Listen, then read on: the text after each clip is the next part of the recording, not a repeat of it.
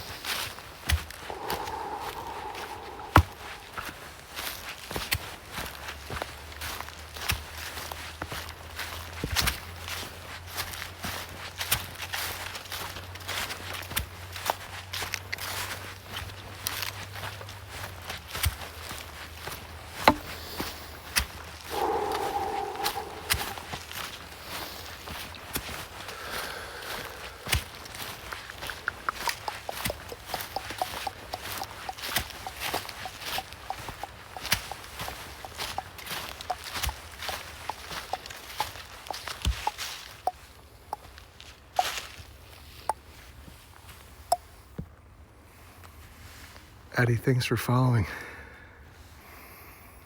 Welcome to the light.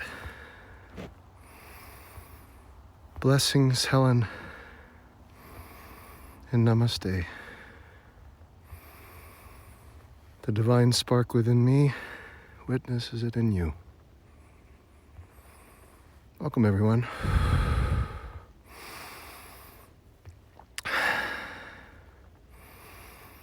Starting to come into the breath,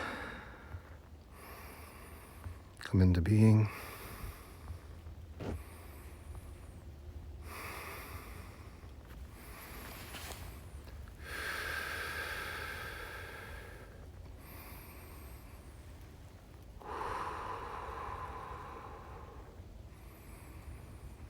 Letting the heart catch up, letting it recover.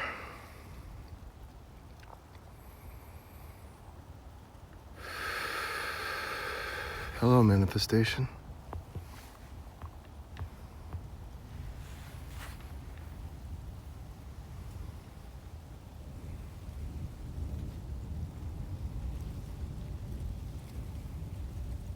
You're free to think and act however you wish in your life, and this channel is no exception. A basic suggestion would be try to fall into a place of rest, relaxation, and receiving to where the words become more like sounds, carrying in and out like the wind in its intensity comes and goes. A rustling of the leaves also coming and going. And in your monitoring of the breath, by saying, I breathe in with the in-breath, and I breathe out with the out-breath, you start to formulate a connection with the now. This presence is the welcoming of a womb of creation for you.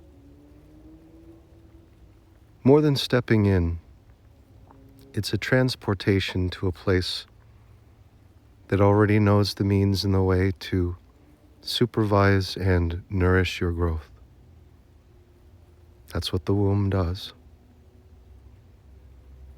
And you come into a place of germination in this safe space that you've provided for yourself. So just know that as long as you are observing this present moment without needing to define it, you are offering yourselves relief, and you are unwinding pain remembrances that no longer serve you. Just like your body would digest the food and distribute its nutrients naturally, this same digestive process of pain remembrances occurs upon your presence. For you have stepped into the now, unifying with a superior infinite intelligence, no longer using it for the construction of time, to label and define things, and build those stories into the body, for most of us, as pain remembrances. Morgan, welcome, and thank you for the love. Welcome all. My name is William,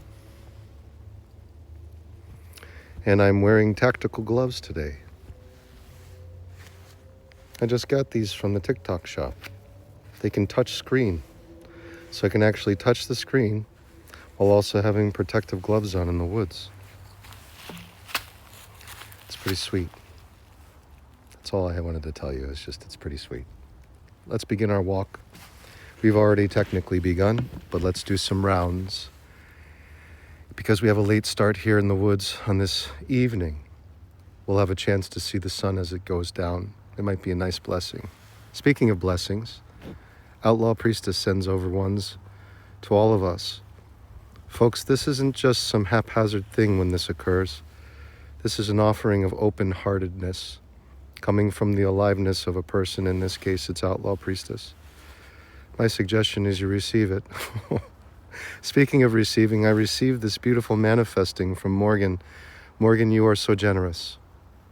Your generosity every day is felt and received with sincerity, not only by myself, but by the community that comes in for the sake of putting their daily footprint in their wish-fulfilled state. Thank you for being here. Thank you for your consistency in being here. You are deeply appreciated. Let's begin. Okay, how about an affirmation? You could just let these words travel into your mind and throughout your body if you'd like, or if you want to repeat them, you're welcome to. I am imagining myself being quite diligent with the ending of the stream today, around 20% battery, just to ensure that we have this recording and no longer lose these beautiful exchanges we have. Morgan, you're so kind in saying this. I just want everyone to also understand what this means. This is your conscious experience, co-creating with Morgan, who is a generous soul, who understands the meaning of aliveness through a daily footprint of self-love. This is for everyone to understand that you are welcome and appreciated already just for your participation in observing. And that is more than enough. Just your participation in observing. Knowing that we have people taking leaps of faith every day, and Morgan is one of them. I want to thank you, Morgan, and I want to thank all of you for being here on this day. Say to yourself, say in your mind, I know that I am pure spirit, that I always have been, and I always will be, birthless, deathless, changeless, and immortal. And anytime I perceive something contrary to that declaration of immortality, I know it is only illusion.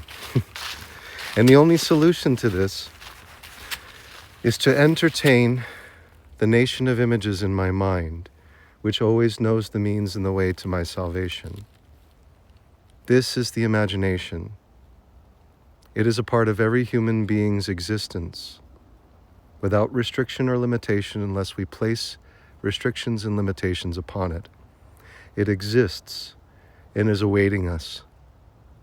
So as we step into that place through the law of assumption, which by Neville Goddard states, we live from the end as the wish is already fulfilled. And in stepping into this place of assumed wish fulfillment, it is the way we ask for things. It is truly the way we ask. It is the highest form of prayer that you can offer yourself, is to become like a child, just as you were, and to assume yourself as wish fulfilled now, without any separation from it, without any division or hurdles or otherwise barriers of time. You step into the state and live in its glory and bask in it. This is your truth in being. Zach says, thank you, needed this today. You know, Zach, you're not alone, and this is why we all do it together. And it takes courage to say these things because they are affirmations of your truth. What you've truly desired and what you truly need now is yours. You are stepping into your kingdom of heaven. It's within you, and it is the imagination. It's your highest faculty of power. You are now coming into your kingdom. Enjoy. Enjoy the anointment of infinite possibility, and enjoy the salvation of the answered prayer. The more you need it, the more you feel it. So you have a great charge coming in today to receive these things in truth. So go there. This goes for everyone. The only imperative command I can give to you is allow yourself your daily footprint in your Garden of Eden by going there now and rejoicing in your power, coming into your kingdom in truth. Thank you, Zach Black, for that lightning bolt. One for each of us and everyone in the room. And for the heart me. Sarah DeVries, thanks for following. I appreciate you being here. Anya, you too. Thanks for following. And for all those who are coming in for the first time, or if you've been here before, like So Happy, right here, I want you to know that your time is appreciated, and I'm here to serve you in the best way that I can. The one promise that I give everyone is that we will have an opportunity for our daily footprint to be felt in our personalized kingdoms through the imagination, that it leaves an impression on the subconscious superior to anything you have experienced thus far in this day, because it is a higher faculty, because it is fourth dimensional and knows no restrictions within 3D space, You are accessing something that is superior in power to all of your life experience here. So understand while you're entertaining the imagination, and when you come into being here, by observing yourself simply as alive, allowing these words to just roll in, knowing they're coming from my highest good and my state of being, you can rest, relax, and receive, and come in and out of your wish-fulfilled state. Thank you, JG. You can come in and out of your wish-fulfilled state by going in to assuming you are wish-fulfilled, and then if some event comes in the now, you can observe it for the first time today, perhaps, maybe several times today you've done it already, but you can observe it as, I observe I am alive. This is a life experience, just as I'm observing it here in the woods. We participate in that way while anchoring ourselves in the eternal now. The same faculties at play that bring us our wish fulfillment through the imagination echo out into our daily lives in the form of miracles and synchronicities as we go. As we go.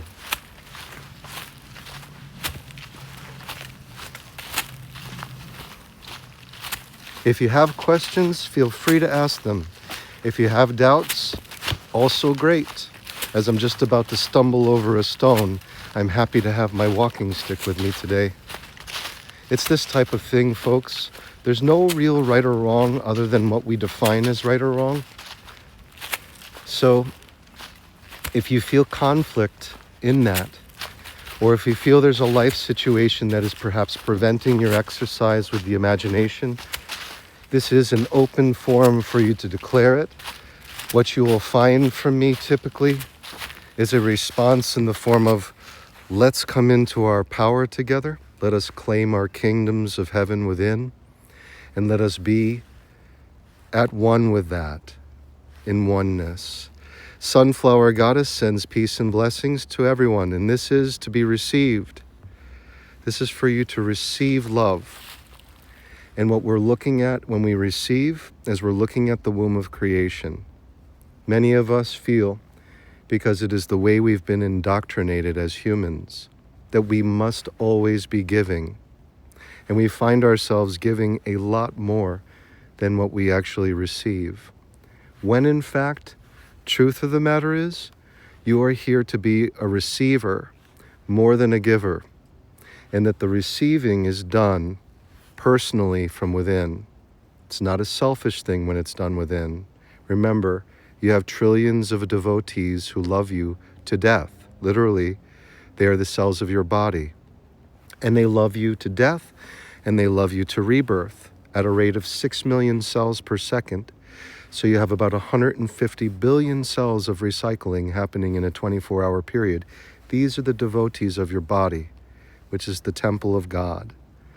And within each and every one of these cells, you have infinite possibilities occurring through the collapsing of atoms or atomic structure into matter from a superimposed superposition. And that is your reality happening on the fly all the time. So you have we achieved our live goal already. JG came through. Thank you, JG. So what we have effectively every single moment of our lives is a collapsing from a unified field of infinite possibility, matter, things that we perceive before us. The things that matter are the things we pay attention to. And what we are paying as a form of attention is an actual currency. This currency is built in the body. The temple of God dies and is reborn every second in order to generate this currency of life for you to use it. And this currency has a name. It's called adenosine triphosphate, otherwise known as ATP, which is the currency of life all around us and within us. So our cells, which all come from us, by the way, a single-celled organism at one point we were, known as a zygote, and it is a progenitor life-giving cell from which every cell in our body generates from. So the precursor cell of life is the cell of our conception. And from that, 100 trillion atoms within that cell, through the infinite intelligence, a life-giving principle known as God or consciousness or the all, influences the cell to go into division in order to formulate itself into the human body that is us. This entire process is natural. It's completely autonomous, and it knows the means and the way to repair your cells as much as it knows how to expand into the body that we are. So the idea here is trust it. Trust that it knows better than we do as a collection of life experiences, how to heal our wounds, how to digest our pain remembrances, and not only that, deliver us the salvation within that, which is some form of frustrated love awaiting its release into our world, so it can be nurtured and cared for through our attention and love for self. Okay? Twin Kevin Eaton, thank you for following, and welcome everyone. Jamie Romero, thank you for the TikTok. And JG, once again, thanks for the roses. Let's start a new goal, it says. Might as well do it. I don't want this to become a type of thing where it's like joking around. I had 1 rose for the goal yesterday in a way. Let's just do hand hearts today and see how it goes, okay? This is not an expectation of anyone. I don't have this expectation for any of you to give. Just know that if you feel like you want to give towards something, I think of it like these love bubbles. They're just boomerangs, and what you're sending out in accordance to law, according to Newton's law, the third one, which is for every action there's an opposite and equal reaction. Do this as you're tapping. You feel joy to give. Get used to the idea of giving, because what that will do is it will allow you to get used to the idea of receiving, which you're already receiving now. This image from me, this broadcast is your receiving. Okay? So it's just a manifestation like anything else that's happening before you. And if you treat it like that and you give when you like, it gives you this practice that you can always give without cost. And you can do the same thing with your body. The way that you give without cost is you breathe. The in-breath gives you a slight activation of your sympathetic nervous system, which is in fact designed for our survival. Obviously, we have to breathe in order to live, but at the same time, it activates the fight or flight centers of the body, which we used a lot in the past for mere survival when there were treacherous things about us at all times, when in fact we were part of the hierarchy of prey at one point in time, P-R-E-Y. Yes, it's hard to believe that humans were once prey, but we really were. And so we were a delicious morsel for certain large cats that used to come in and had a specific tooth evolved so that it could puncture right underneath our chin with a quick grab, go right into the lower brainstem, and that's the end of us and the beginning of their meal. We were actually allowing the evolution of a cat so it could eat us more efficiently while also putting us to death very quickly. We were prey. So we have this type of reminder still within the body and within the mind. And what we're trying to do, I'm going to take off my gloves now because it is warm actually. Just bear with me. I'm going to take off my gloves and allow my hands to breathe. And at the same time, it just happens to be synchronistic that we are here. It seems like this is a big spot for the squirrels to meet their demise, as it were, as we talk about this idea of being prey. And so we have these systems still in our body.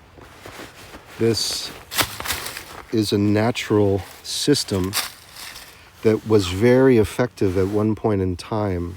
And the reason why it was so effective is because it neglected the areas of processing information in order to prioritize our mere survival. Okay?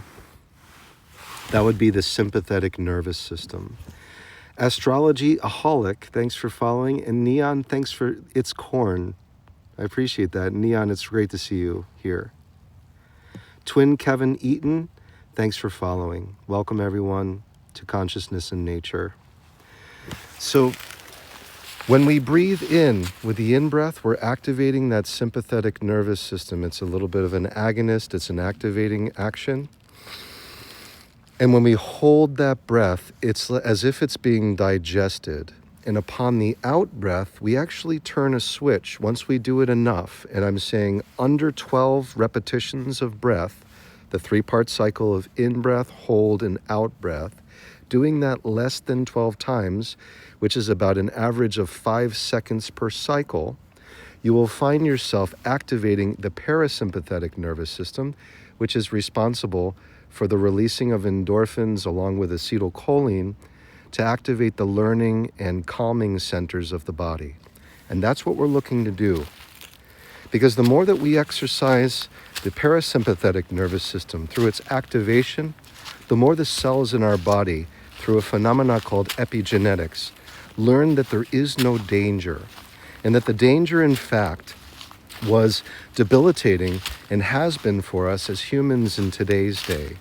The reason why it's so detrimental for us now to have a continuous activated sympathetic nervous system is because we're technically not in a state of being threatened by external circumstances, but the body believes it. And the more that we believe ourselves to be victims of the circumstances of life, the more we sustain the sympathetic nervous system in being active. The issues with this is over prolonged exercise of it, it starts to stress out the body. One of these actions is the increase of cortisol. And cortisol is designed to help with inflammation in the body, actually to coax it out of inflammation. But if we're constantly believing ourselves to be in danger, we have the constant of inflammation around the organs, which reduces the blood flow around our extremities and starts to put great stress and blood pressure on our body and our organs. And so what we want to do is start to unwind that pressure, because it is so prolonged. As long as we are in war in our minds, as long as we believe ourselves to be in some form of threat, as long as we are triggered, we are going to be constantly putting our body under pressure in that way. So the idea here is, let's relieve some of that stress. And we're going to do this with an exercise right now. We're going to start with an inhale, deep through the nose. Take it in good and profound through this compressed air entry through the nostrils. Do this now. Hold that breath and try to sip in some more. Try to really build up air coming in from the lower abdomen to the upper chest. Sustain this for a few more seconds. Let it level out. Now let it out through the mouth or through the nose. I usually do it through the nose. And then just breathe normally and observe. Observe the conversion of the agonist-based inhale to the antagonist acetylcholine release in the body with the exhale. Always allow your exhale to be longer and more profound. Just as you would like to receive the benefits of your food, the same thing goes with the breath. All the goodies that tell you you are calm, relaxed, and at ease come from the out-breath. And all of the goodies that tell you you're in a state of survival and activity and adrenaline come from the in-breath. So what most of us do when we're excited or if we feel threatened in some way, we shallow our breath into bursts of inhales. And basically what happens is we're hyperventilating. Our out-breath is about half of our in-breath. So we're using this to build up the adrenaline in our body.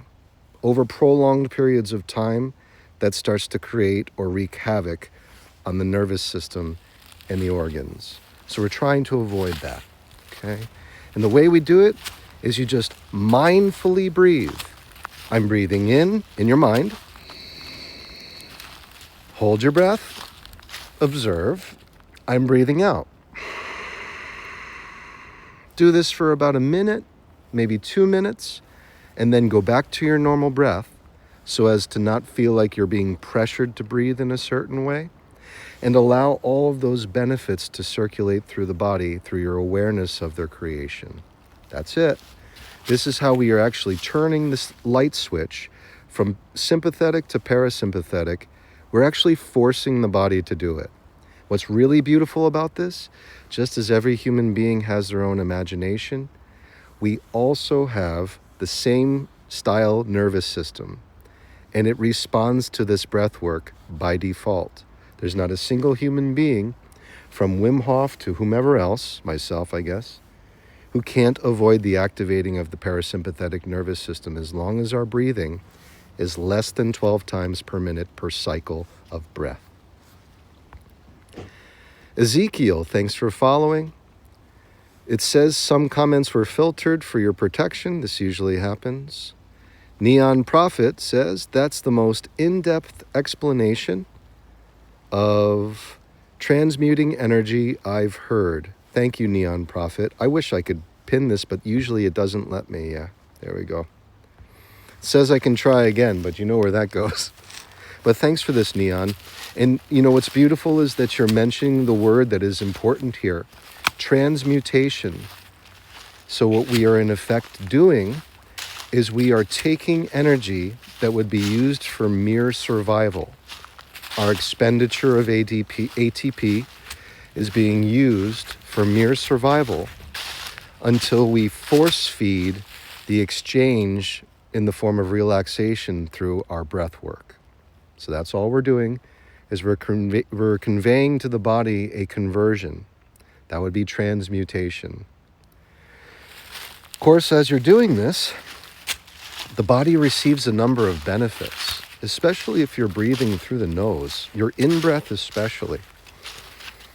So the in-breath, and I talk about it here, this is a synchronistic marker where we usually talk about the breath, and I love that we do this because we're all falling into rhythm with the earth. It's a really nice sign. As you breathe in through the nose, you have these compressed air entries, 2 points that allow compressed air to come in, and then it's first filtered by the nostril hair. And as it's filtered, it gets warmed by the mucous membranes that are all throughout this area of the inner face. So it gets warmed, and the cells that are right here at the entry point of the nostrils are very specialized. What they do is they allow themselves to absorb some of the nitrogen that is coming in from the air. And the air that we breathe here on planet Earth is about 75% nitrogen. And then it's maybe 18% oxygen. It could be less. Someone can chime in here. And then we're looking at the remainder being carbon dioxide and trace others. But for the most part, it's nitrogen, oxygen, and carbon dioxide. And nitrogen makes up about 75% of the air we breathe. And so we're not really absorbing it so much as it's acting as a carrier for the oxygen and carbon dioxide. So as the air comes in through the nose, the cells that are right here, they absorb some of that nitrogen, and then they create something called nitric oxide. Perhaps you've seen supplements for it, produces it in the body, but you can produce it naturally through breathing through the nostrils. So you do that. It warms the air, it filters the air, it sends signals to the brain, produces nitric oxide. Endorphins start to get released already with the in-breath. The more you do this, the more pressure you're building up with the in-breath. So that's why I say to people, take in the breath, sip in some more, try, fill up all the way from the diaphragm to the upper chest, this is where your immune system is mostly formed, is right here. This is called the thymus, or the high heart. This is where most of the immune system goes through its training and graduation. So we go all the way up to here. And then you hold, and then you out-breath. Typically through the nose is better. Because if your out-breathing is from the nose, then it allows the balance of carbon dioxide and oxygen to be just right. That increases even more endorphin release in the body. So by the time the nitric oxide is being produced and it's being delivered to the body in the form of mood-elevating endorphins and calm, we're sending signals to the brain to activate the parasympathetic nervous system for receptivity and calm. And we're also sending filtered, warmed air to the upper respiratory system, which is really grateful to receive it in that way. Otherwise, it's receiving oxygen and air in the form of passing in through the mouth. And the mouth is, for all intents and purposes, the first stage of digestion. As much as we are enjoying food this way, The biome of the mouth is designed for fermentation to occur, which is basically using bacteria for the breaking down of glucose, the sugars that we eat, so it can be digested and turned into ATP.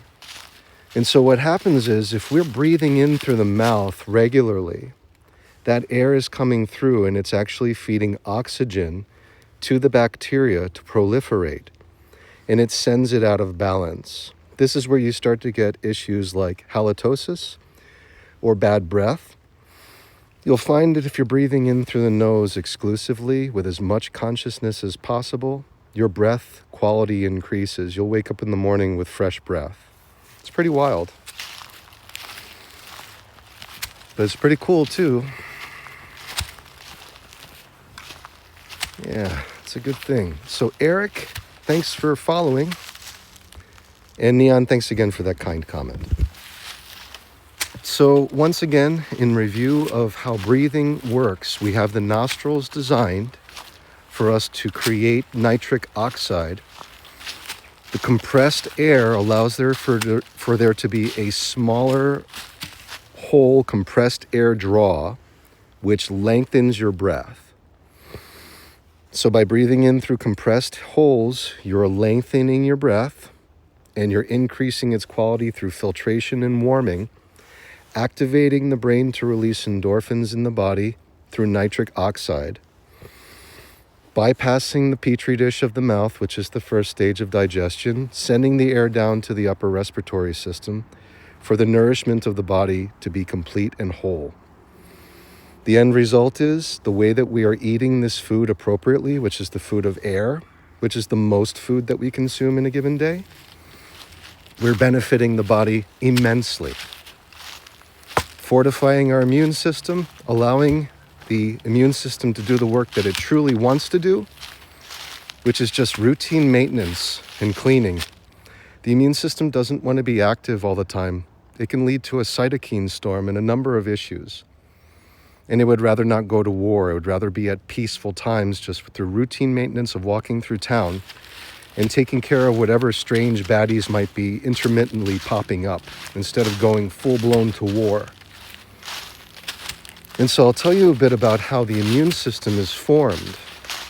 So the immune cells of the body are quite unique, and they're also extremely deadly. The way that they are formed and how they look, if you ever see a video of a T cell, a killer T cell, going through and doing routine maintenance, it's kind of like a huge alien blob coming around a town filled of circular cells, just looking for something strange to pop out, just observing.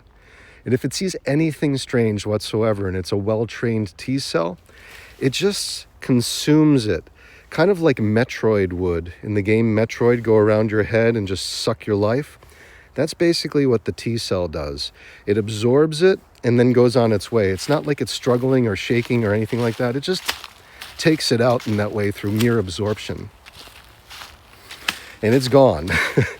And you can see, even when the cell structures are much larger than the killer T cell, it'll just slowly pull at a tiny corner of where the flagella are of bacteria strains until it falls apart.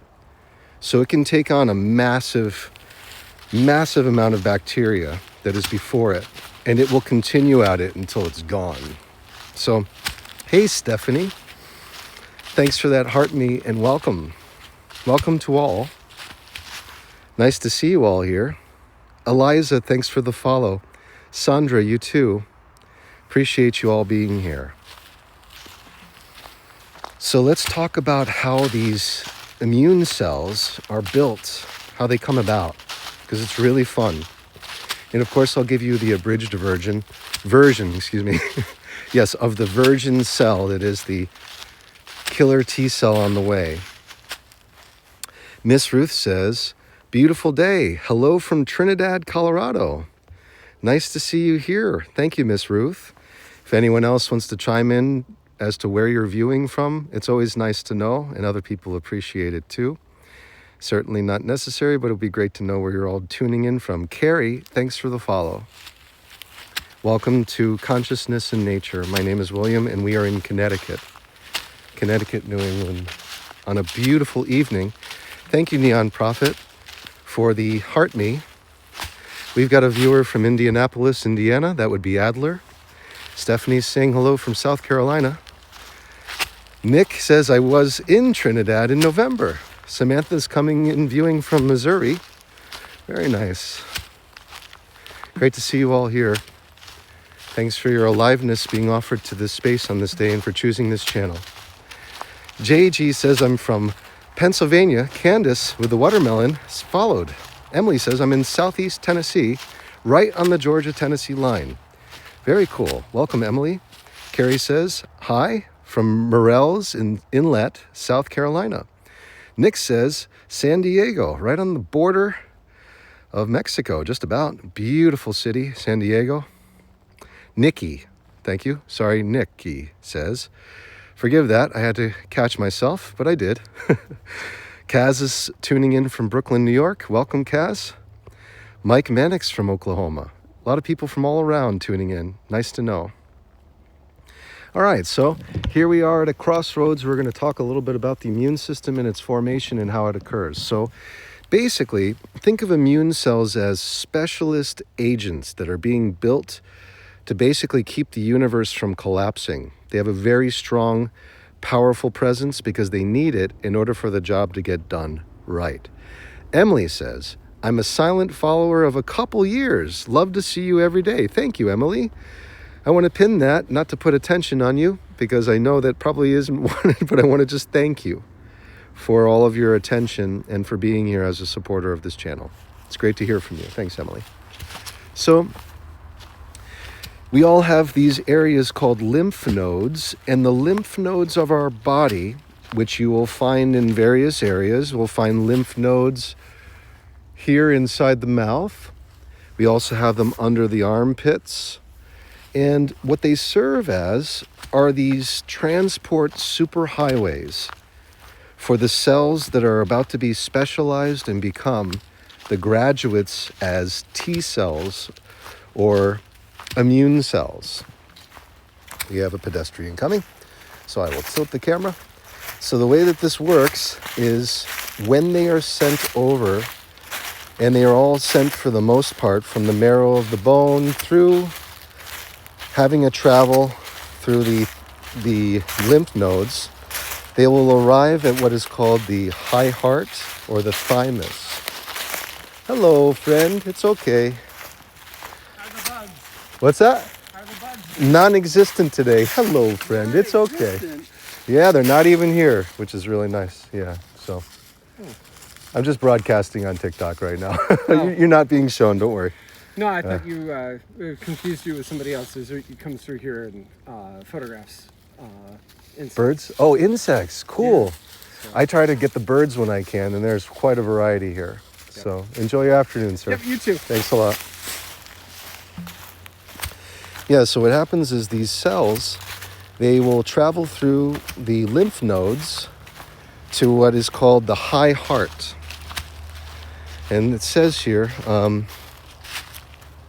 Neon says, you're vibrating so high that you improve people's energy just by walking next to them. Thank you for saying that, Neon. It's very kind of you to say that way. It makes me feel good. Really good. Thanks. So from the marrow of the bone, where we have stem cells, and let's just talk about what stem cells are. In truth, they are essentially a stem from the original progenitor cell that is us as a zygote. So I should probably talk about how we are formed as the first cell first, just to kind of give you a foundation. And I say this usually every day right around here, right in this spot. I typically talk to people about our conception and how miraculous it is. So it's a good sign to do that since we're in synchronicity with previous days. It seems it will be of importance to someone in the room. Okay, so think of this, and it might be too much information, but it is what happened. There's, in most instances, but that was a snake. In most instances, there's copulation and a release called an ejaculate, that sends out, on average, between 150 to 250 million sperm. And out of all those, typically, there's only one that makes it to its destined shores. That is you as a human being in conception. So you act a lot like a key that fits the lock of the universe, where only 1 out of 250 million can actually be selected. And it might actually be a much higher odds than that. Let's say you make love several times, maybe 100 times, and then you're working in the realm of billions of possibilities for life to be conceived, and you were the one. So what happens is you're carrying with you as a transport mechanism, as a sperm, you have a tail and you have a head, which is an acrosome. And what ends up happening is you're transporting a lot of zinc, and that zinc gives you, in a certain way, protection from the environment. And as you go through certain expenditures, you'll finally make it to the egg. And then for some reason, some magical reason, you are the one who is chosen to fit this egg. And the egg starts to communicate with the sperm and sends off enzymes from the zona pellucida. The egg sends off an enzyme which activates the acrosome, the head of the sperm, and the tail starts to go really fast, faster than the rest, which allows it to permeate and drill through into the egg for its conception, for its fertilization. So upon fertilization, immediately there's a release of calcium, and it seals the outer layer so that no other sperm can come in and make their way to the egg, thus exclusively deciding that you are the one to fertilize it. You leave off behind your tail, and you drift into the center of this egg for about a half an hour. You're just sitting there, just germinating in the center of all creation, because you made it, because you arrived. Suzanne followed. User 922-857-965-1172 asks, is this the talk you gave your kids? No, I haven't given them this talk yet, but I could understand how it would be probably a bit too inappropriate for a young child to receive this information. It might be a bit too much. But then again, looking at the internet, you can pretty much access anything nowadays without restriction. So the way that I would say it to my children is, it's a lock and a key. The chances of you being here are 1 in billions, if not 1 in hundreds of millions. And the mystery of that is seen all around us in life's expression. But more than that, you can see it in your body. You can say it to a child. You can see this happen in your body. The miracle of life is happening. And the way it works is, every time you have a cut on your finger or on your hand whatsoever, this gets healed automatically by an infinite intelligence.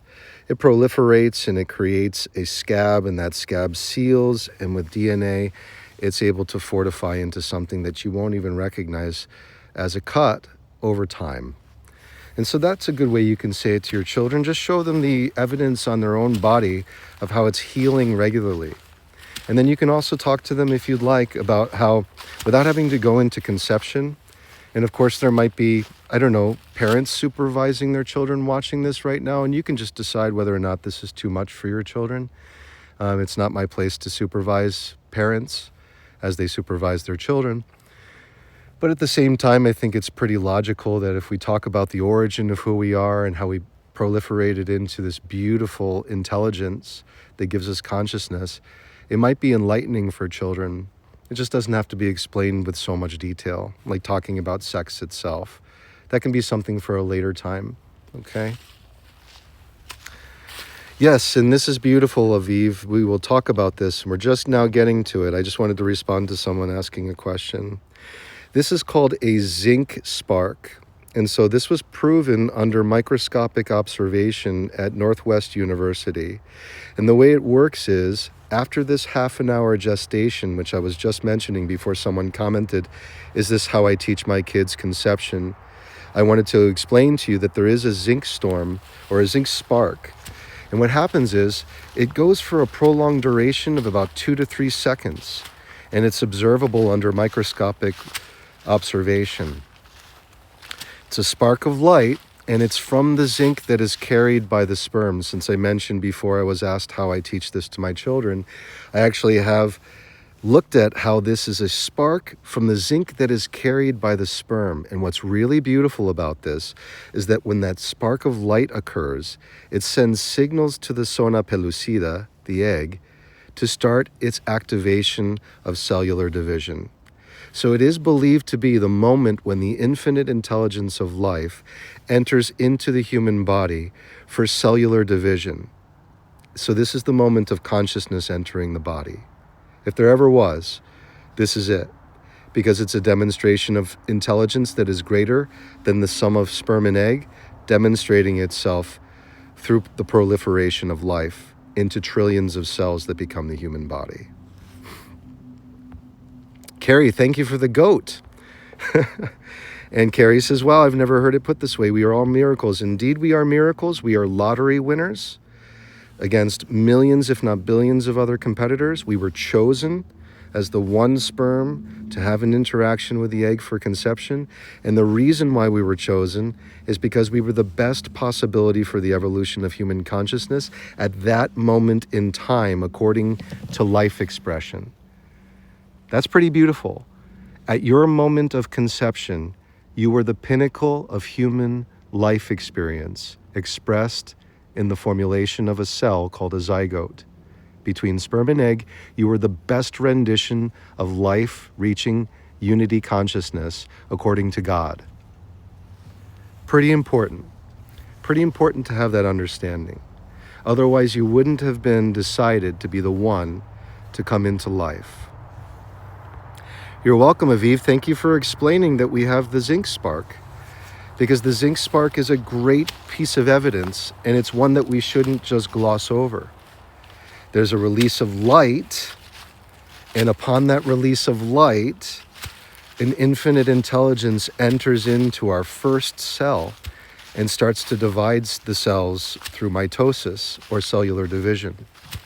So the reason why I've spoken all about this, folks, is because this intelligence is not just there for the beginning. It forms into every part of the body, forms the nervous system, it forms our heart and the rhythmic heartbeat, it forms the cerebrum, it forms the spinal cord, and the entire system of the body is formed through this one moment of spark, all the way to the point to where we are now.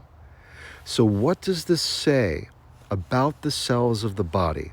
It says a few really unique things.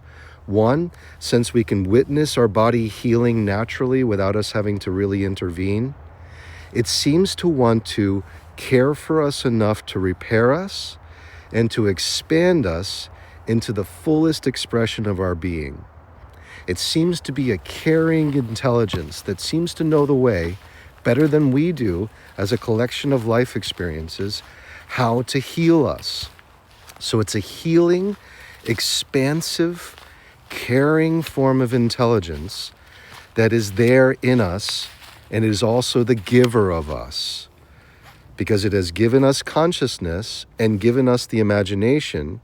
We can see ourselves through just consciousness and imagination as the mind of God.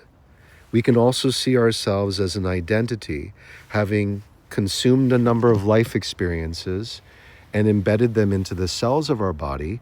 We can also see ourselves as performers on a stage of life. So it gives us both of these things. This infinite intelligence gives us the life principle. It gives us access to it through the imagination, where anything is possible. And it also gives us the waking life form, the temple of consciousness as human. And then we can start to go into scripture and see how it makes a bit more sense to say that the kingdom of heaven is within us, that we must become like a child in order to truly access it, that thine eye must become whole in order to experience this kingdom in truth, and that in truth, we are not made of this kingdom, but rather this kingdom before us, this life experience, is made from within. So we are in the midst of this, whatever it is outside of us, as a life principle in truth. and we are also living in it as a body. The greatest gift that could be given to us for winning such a lottery win is that we become what we think about in order to feel it through a body. Pretty awesome. Pretty incredible. And Jian says, BS. I get it. And this is what's beautiful about this, is that my interpretation of my life experience could be totally irrelevant to the majority. It doesn't have to have any meaning to you. I would just rather be wrong in the mindset that you have infinite potential more than being a victim of external circumstances, to understand that those circumstances were created through thought, and that they all stemmed from a moment of conception, where this intelligence entered in and proliferated to the body. CJN, I know that you probably just arrived. You haven't been viewing for a little while, because if you were viewing for at least the last 15 minutes, this would make a lot more sense. But by coming in and questioning this, it's good.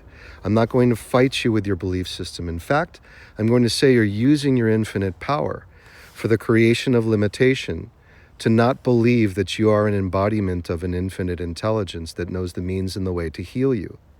And that by perpetuating this belief system, you can suffer indefinitely until your body turns on you and gives up on you.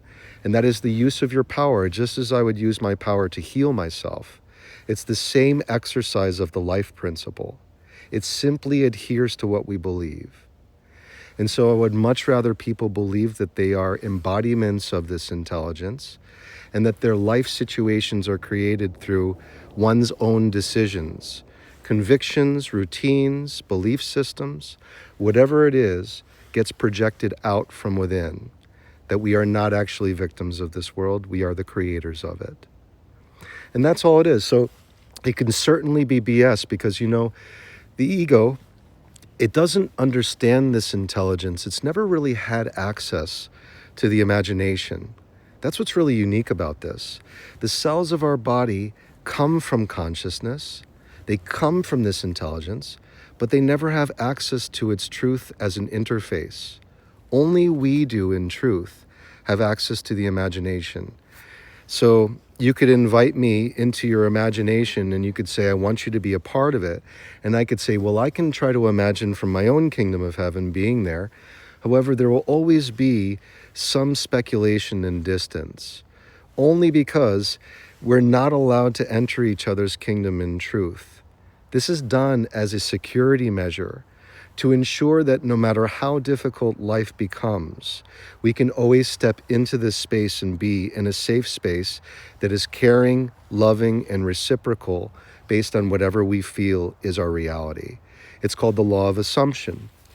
And it is part the placebo effect that we experience when we go to the doctor and we take part in an experiment. The doctor says, take this sugar pill, and we're led to believe that it has the cure within it. Yet it's just a sugar pill. It's between 45 to 60% effective in all instances when it is administered, because the power of thought drives the mechanism of healing.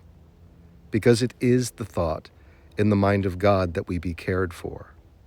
So this is why the placebo effect is used even by the Federal or the Food and Drug Administration, the FDA. They release drugs based on a change from placebo. And the reason why they do this is because they clearly understand the power of thought. But it's played down by saying, listen, this substance that you introduce to your body is going to give you the change that you need. And the only reason why anyone would do this is in order to have control over one's infinite power through external circumstances. It's an easy way to enslave a nation, in other words, and it's an easy way to plunge people into peril through their own exercise of limitation. That's all this is. So, whether or not it's BS to you is totally a decision. The way I look at it is, let me be condemned and crucified for explaining to you that your power is infinite. Let me be the one who's killed for it.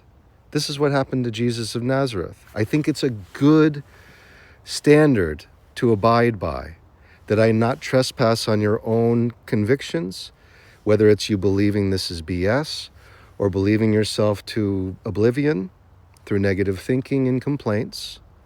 It's an act of self-preservation, believing that the identity is the end-all be-all of existence. Otherwise, it wouldn't be exercised in word. That's simply the truth. According to how I see it, it doesn't have to be the truth according to anyone else. I believe that we placate or we feed the ego what it wants to hear in order to feel safe, because it is never granted access to the infinite source of creation through the imagination. It perceives everything outside of itself as a potential threat to obliteration. That's all I'm saying. And the more that we placate it and get it to believe that it is a victim, the more that we fall into the role, in turn, to become just that. The reason why I can say this with such clarity is because we're in the woods, but also because I have registered life experiences of seeing how my trust in the external world has led to my own imminent destruction. The loss of everything that I would consider desirable to maintain itself in my life. From the loss of a child, to the loss of certain bodily function, to the loss of situations like marriage, the loss of children's presence in my life, what I would love for there to be the love for me, for my children. All of these things have been ultimately manifest as taken away because I believed the role so much that I was a victim. All of these things and probably hundreds, if not thousands of more desires were stripped away from my life because it was my order. That's all it is. I paid attention to it enough to make it a priority for it to be the only order, is just take everything away that I ever hold near and dear out of my fear of losing it because I'm a victim of this world. Okay? So I don't speak about these things like I'm high and mighty or above anyone else. I simply tell you that it works. It works for the manifestation of peril, and it works for the manifestation of salvation. And that salvation is unique based on the individual's desire. Okay? That's all this is. A rough day, Bark Club. Thanks for following. Nick says, been there, done that. So Nikki, says, been there, done that. And this is the idea here. And I want to take a moment to talk about this. It's about being there enough to where we no longer want it. We understand that this idea of a perpetual loss system really isn't natural because it's the law of death and destruction, and that has nothing to do with a life-giving principle, which wants to care for us. So what it requires in order for it to be manifest is a lot of energy, a lot of misdirected energy, and a lot of misuse of the imagination. Most of the things don't occur unless we continuously pummel our environment, our mind, and our words with it as truth, that it's totally real, that this happened to me because it's just I'm cursed in some way, you know. It takes a lot of effort to curse oneself. Yes, Nikki says our bodies do show us how the Creator wants to take care of us. This is in the form of healing. It's also in the form of digestion. You get the joy of just eating the food in the first stage of digestion. You swallow that food, and the process takes care of itself. This is no different than our emotional pain remembrances. For their unwinding in true digestion, to give us the benefit of the frustrated love that is somehow bottled up in that whole process is done by the intelligence that feeds us life. And the more that we try to force that change, the more we are effectively shaking and messing with the womb of creation, which requires no turbulence. It just requires to be left alone. That's really it. That's all that's required for healing. That doesn't mean we don't stop working. Doesn't mean we stop doing all the things that are our routines. But what it means is we're now paying attention to it as this aliveness through observing, rather than participating in it as if we have no control over it. Because that role was built the moment that we started to respond to our name being called. I'll give you examples. When I was young, I usually remember my first events of memory around 2 years old. At that point in time, I already knew my name. I was already responding to my name. But if we went back 2 years before then to say my conception or perhaps the first moments of my birth, if someone were to say to me, Billy, it likely wouldn't have any sort of recollection for me. I wouldn't be responding to those string of frequencies because they would be alien to me. They would be unfamiliar to me because I am a clean slate coming in as an egoic self. And that's my belief system. I don't have the memories to tell you the truth, and I think the memories are not there because if you don't have an ego, you don't have time. You don't have past, and you don't have future without an identity. So the moment that we have our first memories typically occurs the moment that we accept our name as us. It's very interesting. It speaks a lot to time and its meaning to us. I want to catch up with everyone here before we continue in this discourse of time.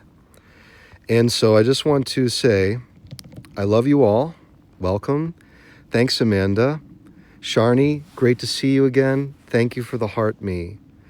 Nikki says breathing helps overcome high cortisol. Correct, Nikki. And we did go through this.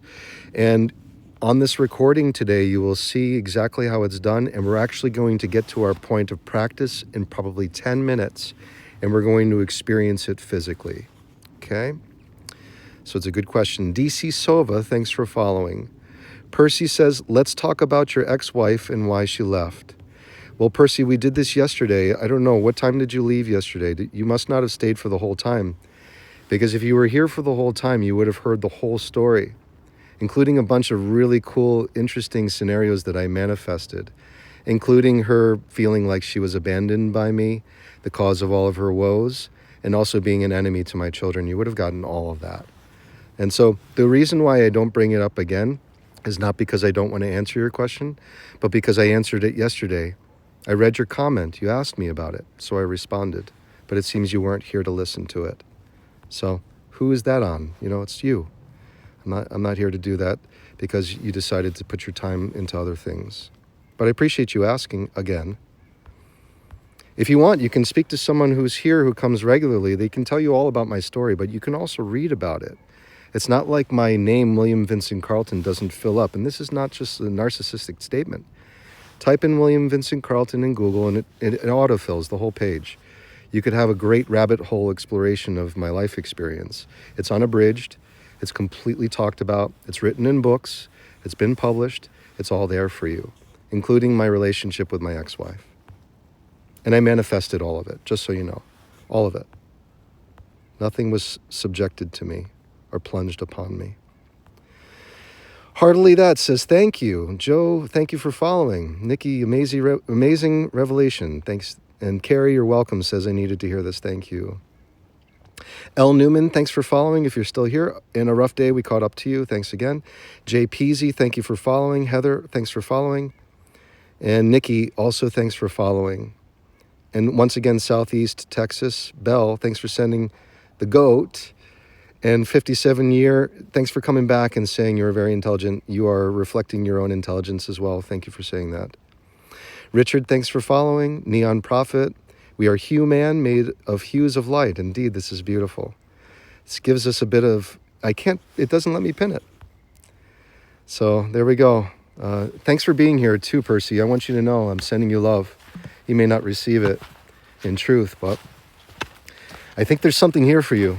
I really do. I think there's something here for you that's beyond contention.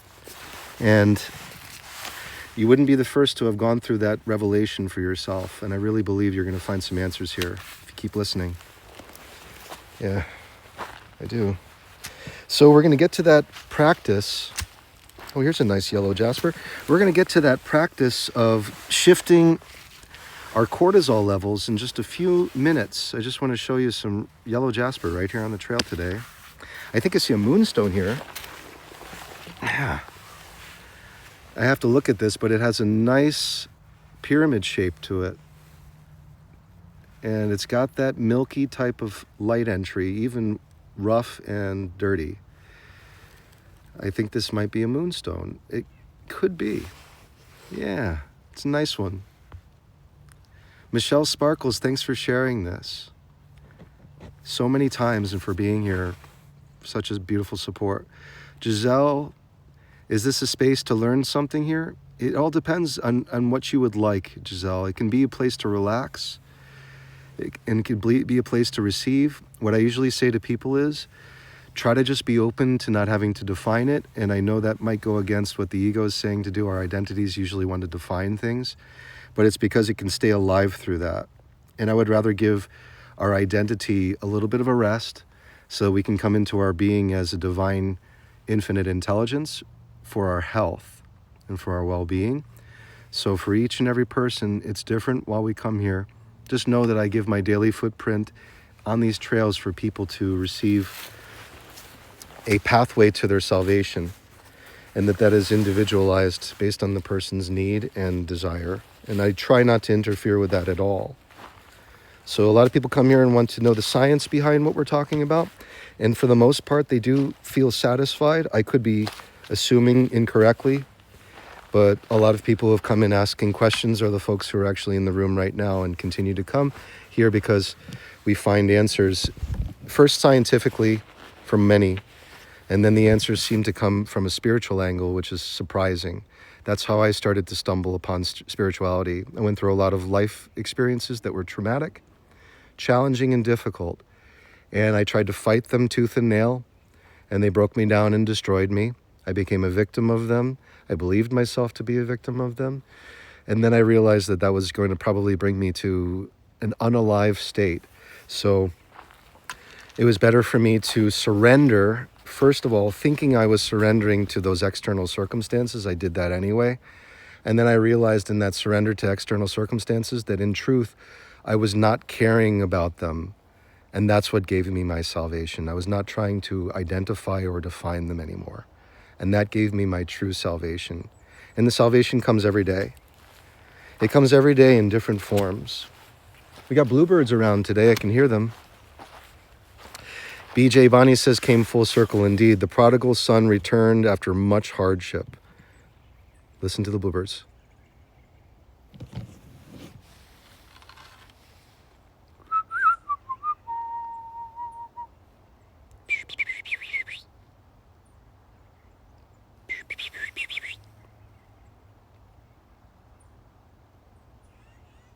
That's a chickadee.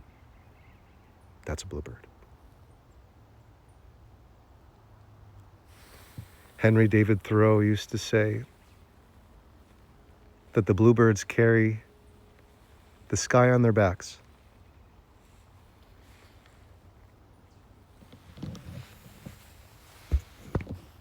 The birds here are happy. Spring is upon us, says Giselle. Lucy Lou, thanks for following. Yeah, let's listen to them. These are bluebirds.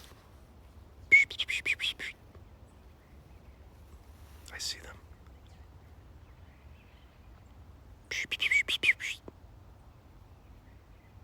They're everywhere.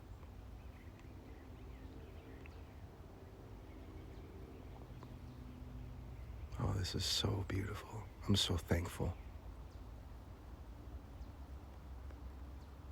So why I say that is because I have a belief system in augury, which is the study of patterns of birds in their calls and their flight patterns. And to have this family of bluebirds suddenly so loud that I had to stop speaking, responding to my speaking, is a huge answered prayer. It's just divine for me. I would wish to be nowhere else.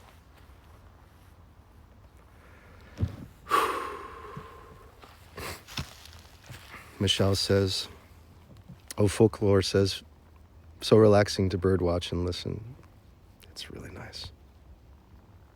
We're going to go to a stump down there and sit, and we'll be able to get more of them, I think. Michelle says, will you please explain your thoughts on autoimmune diseases? Sure. Thank you, Michelle. And I appreciate this so much because I was getting to the point of discussing how the immune system is developed, and I just got sidetracked, I think, by the conception talk. So all immune cells, they start in form, in most cases from the marrow of our bones, and they travel through the lymph nodes, which is like a specialized highway for these cells to have exclusive travel for their development. And though some of this development happens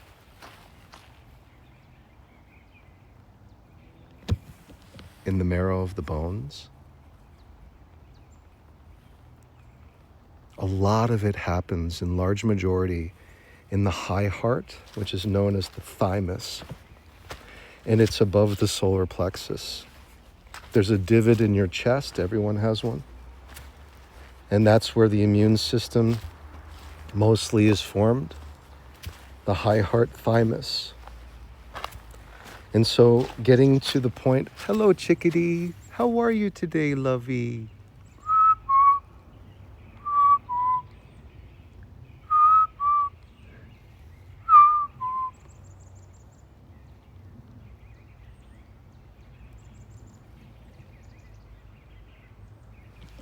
They're going wild today. Omiuk asks, do you ever find the triangles start and ending in the trees? Fractal designs? Yes. Yeah. I have seen fractal patterns. There's so many birds here. Pat, thanks for following. Let's show you this. So much activity.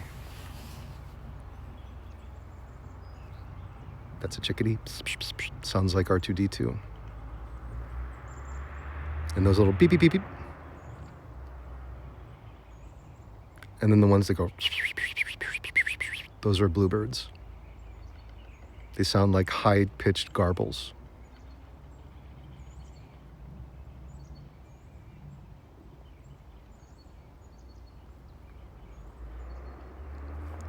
So what happens is these cells that arrive through the lymph nodes to the high heart, the thymus, they undergo, the best way to describe it is they go to university.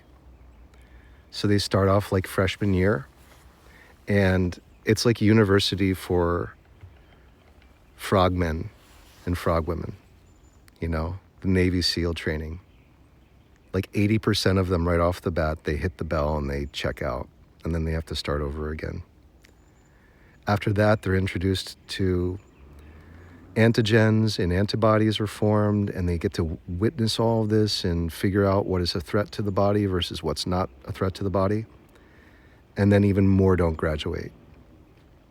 By the end of full graduation and full development of a killer T cell as an immune cell or a white blood cell, it is about 2% graduation rate from what arrives at the university. So it's a very, very low graduation rate of our immune cells when they're fully developed and fully prepared to defend the body against any foreign invasion or foreign invaders.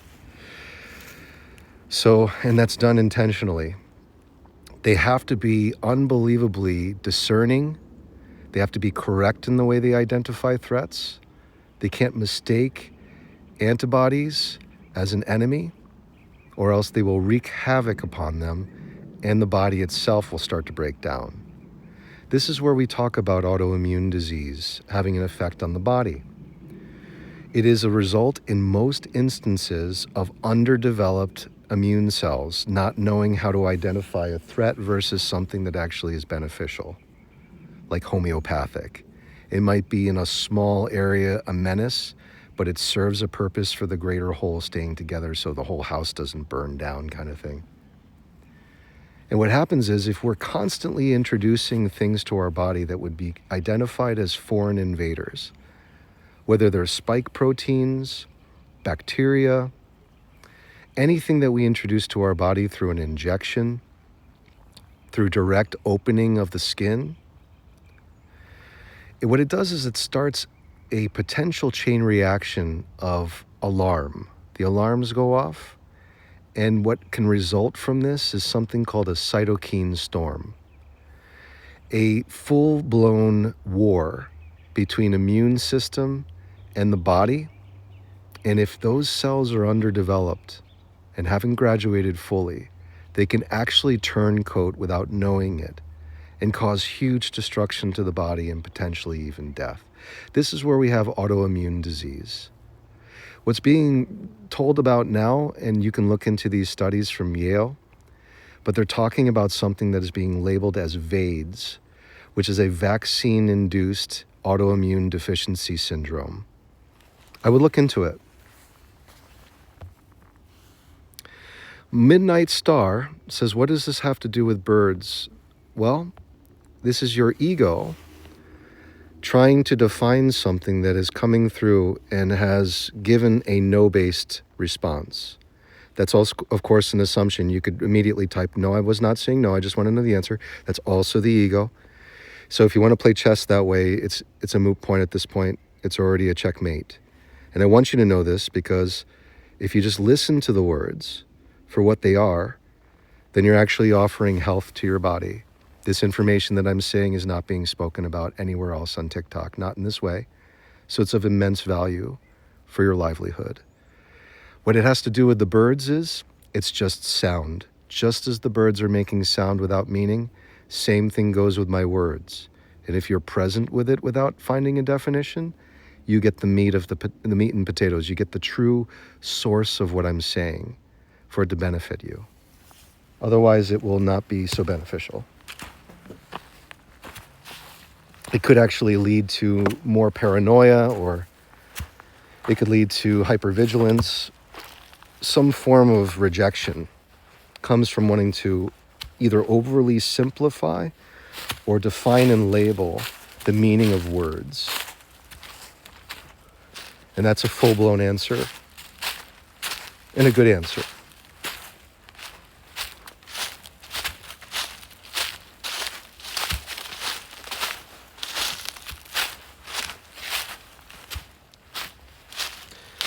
Okay, let's talk about this. Thank you for sharing this, Midnight. Appreciate it. So, what you will hear here as far as my description of what this means is more of like trying to solve a mathematical equation. So the way this works is you have what is believed to be some form of restriction or dis-ease in the body. What this really is a story.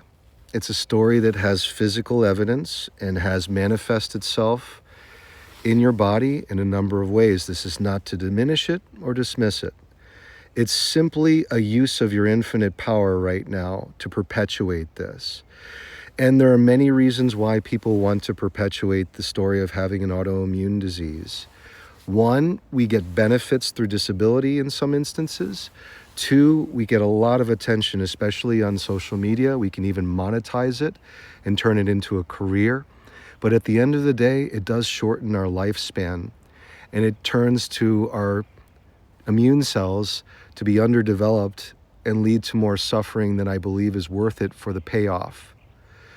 So that's just my personal opinion. I think it's more valuable to have health than an immune system deficiency.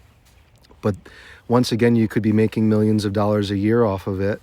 That might be satisfying. You could be getting a number of attention from it, from people. You could also have established relationship that's built off of it. You could have a community built on supporting this by feeling bad for you and giving you a number of donations. And this is by no means a criticism. It's simply to say that we have love relationships with our disease because it gives us attention that we otherwise would not be able to see its making through love for self.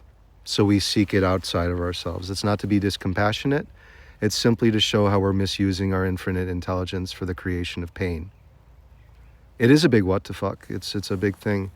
Yeah, I know you don't care about the stuff because it's more valuable to care about the stuff that you see as disease. It's more valuable to care about disease, and I get that. You're not alone. In fact, you're probably amongst the majority by 99% of people on this planet would much rather be victims of external circumstances and things that have been thrown onto us that we had no say over. In order for us to maintain that perpetual victimized self. And it's very beneficial as far as, like I said, all the things that I labeled for you. You get payments from government, you get attention from social media.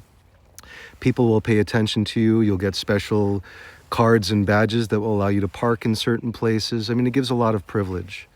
So I can understand how you wouldn't care about really healing yourself through proper thought. It's probably going to be less life experience and pleasure through the relief that would come if you loved yourself more, but you will actually have a lot of benefit from external circumstances that believe you to be in this permanent condition of pain and disease. You can find that everywhere. This just happens to be a small place where you will find me saying, that isn't your truth. And I explain how it isn't your truth from the very beginning of our walks here. I would never believe you to be a victim of external circumstances, because it is a form of condemning you, and it's also a form of trespassing upon your truth. I would never do it. Amanda, thank you for the hand hearts. Yeah, it's okay, Midnight. I understand that your opinion is that I don't understand you at all. I probably don't, because I haven't lived any of the life experiences, and I know what I'm saying would be a threat to your identity. But what I do get is that without consciousness, which is the aliveness that woke you up this morning and carries you through the point of typing on your device to send this, that aliveness is feeding you the ability to have identity and stories. And I believe that to be your truth more than Midnight Star, just as I believe that to be my truth more than William Vincent Carlton. I give more priority to the aliveness that gives you the ability to make yourself a victim by choice than actually Midnight Star trying to convince me that I don't know what I'm talking about or that I don't understand Midnight Star. That doesn't matter to me. What matters to me is the aliveness that powers it as your truth. And that's my own conviction. And like I say to people every single day, I don't mind being crucified for that. I don't mind being banned for it. I don't mind being blocked for it. I don't mind being thrown into oblivion, because it makes me exactly like Jesus Christ. Jesus Christ was killed for telling people that the kingdom of heaven was within them, and that they were to be forgiven by the Father, for they knew not what they were doing by misusing that power to make themselves out to be victims of external circumstances. I'm happy to be crucified by you or anyone else, understanding we still haven't gotten the message in its entirety.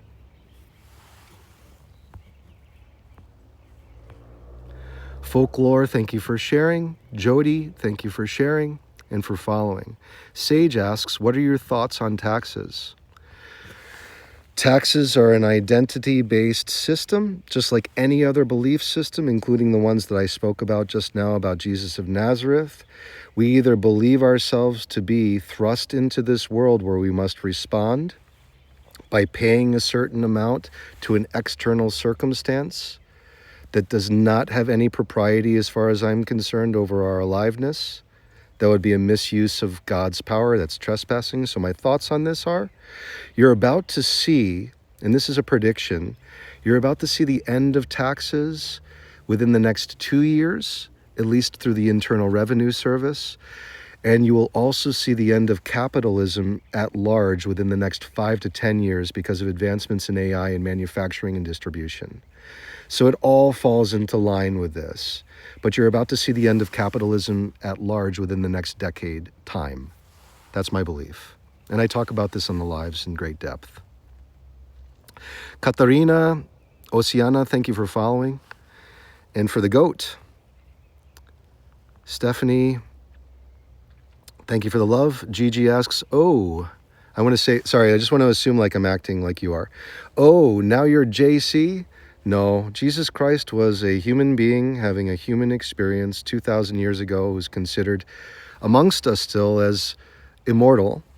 And so I would consider JC in that case as someone who came into unification with Christ consciousness and is no longer begotten by man, but one in being with the Father, and walks amongst us as a bodhisattva and can present himself perhaps in a multitude of ways for our illumination and salvation from within.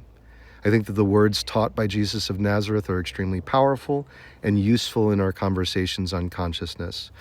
But as far as me believing that I am that body, no, I'm William Vincent Carlton as an identity, and I'm being powered by the same infinite intelligence that powered Jesus of Nazareth, because he is human and I am human. We both have the kingdom of heaven within, and so do you, Gigi. No one is an exception as human.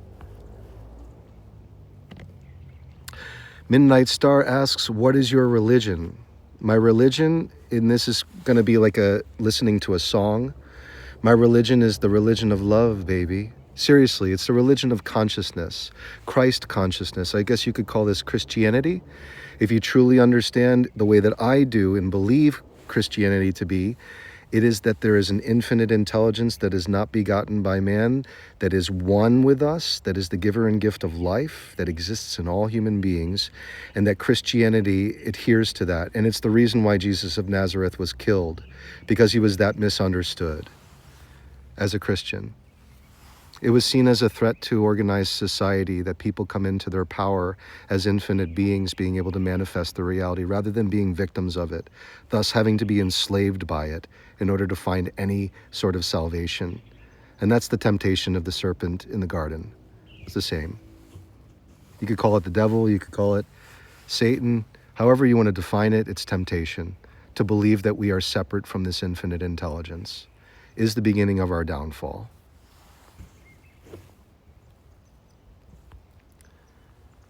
Sunflower Goddess says, I love how you're always so calm when answering these questions. I would say that is for today. Thank you, Sunflower. I am coming into being a bit more every day as we go. Katarina says, thank you for the truth. You're more than welcome. Swat is quantum. I love this name. Bro is enlightened. Thanks, Swat. I believe you are too. Al, it's always great to see you. Always great to see you, Al. Much love to you, my friend. So no, I'm not Jesus of Nazareth, but I am William Vincent Carlton, an identified self, as a simple iota of my truth in being as the aliveness that is Christ consciousness. And it is my goal to become closer to it by being one with it every day, by making mistakes, by labeling things, and by doing it knowingly. I come closer to that source every day, and I see it as my salvation.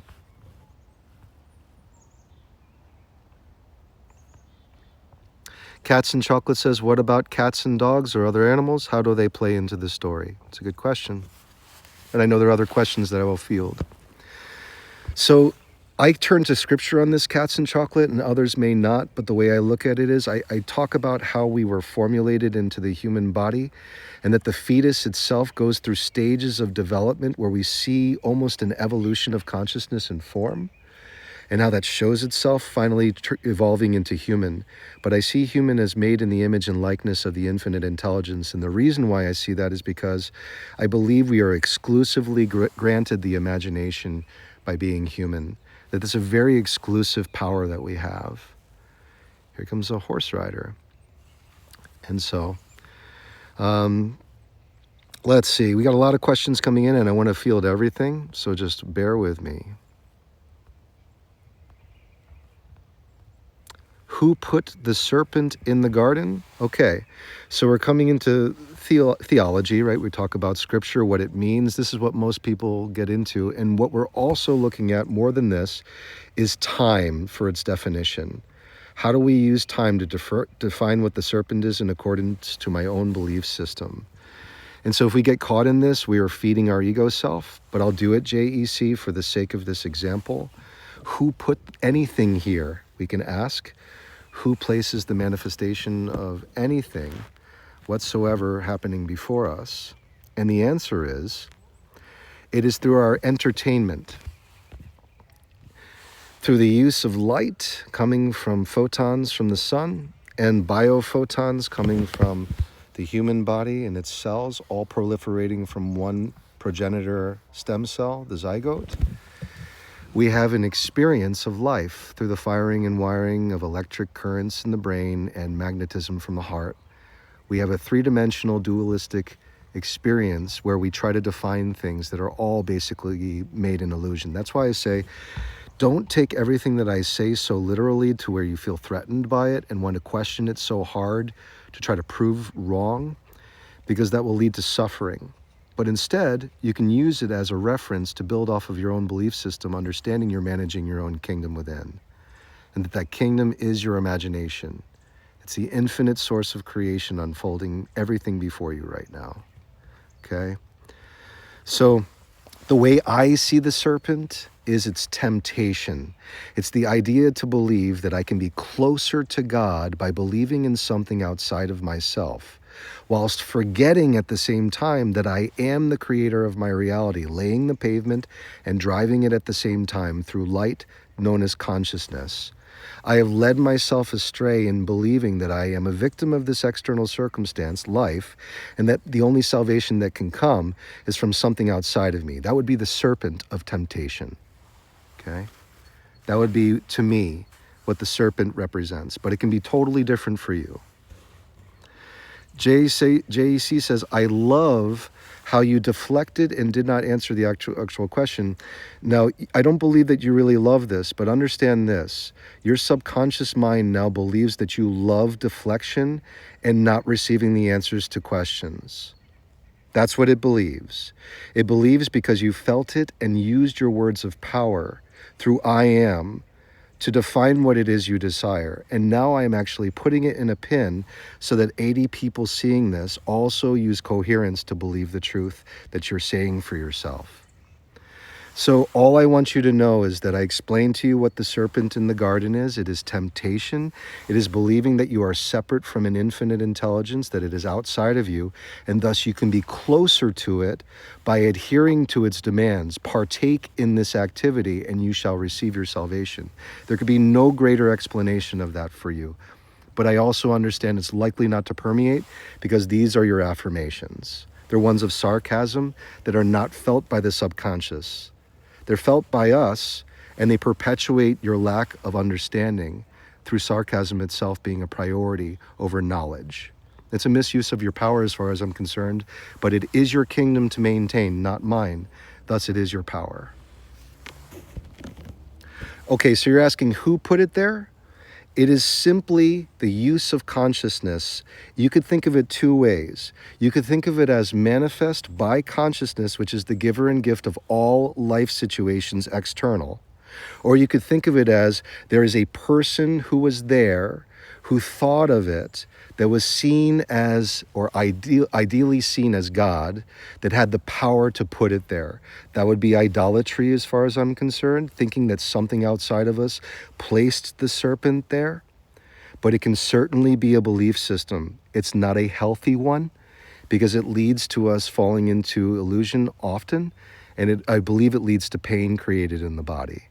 Because you can't have absolute expectations of what is outside of your body because everything subject to the physical reality before us has a beginning, middle, and end. That's not God.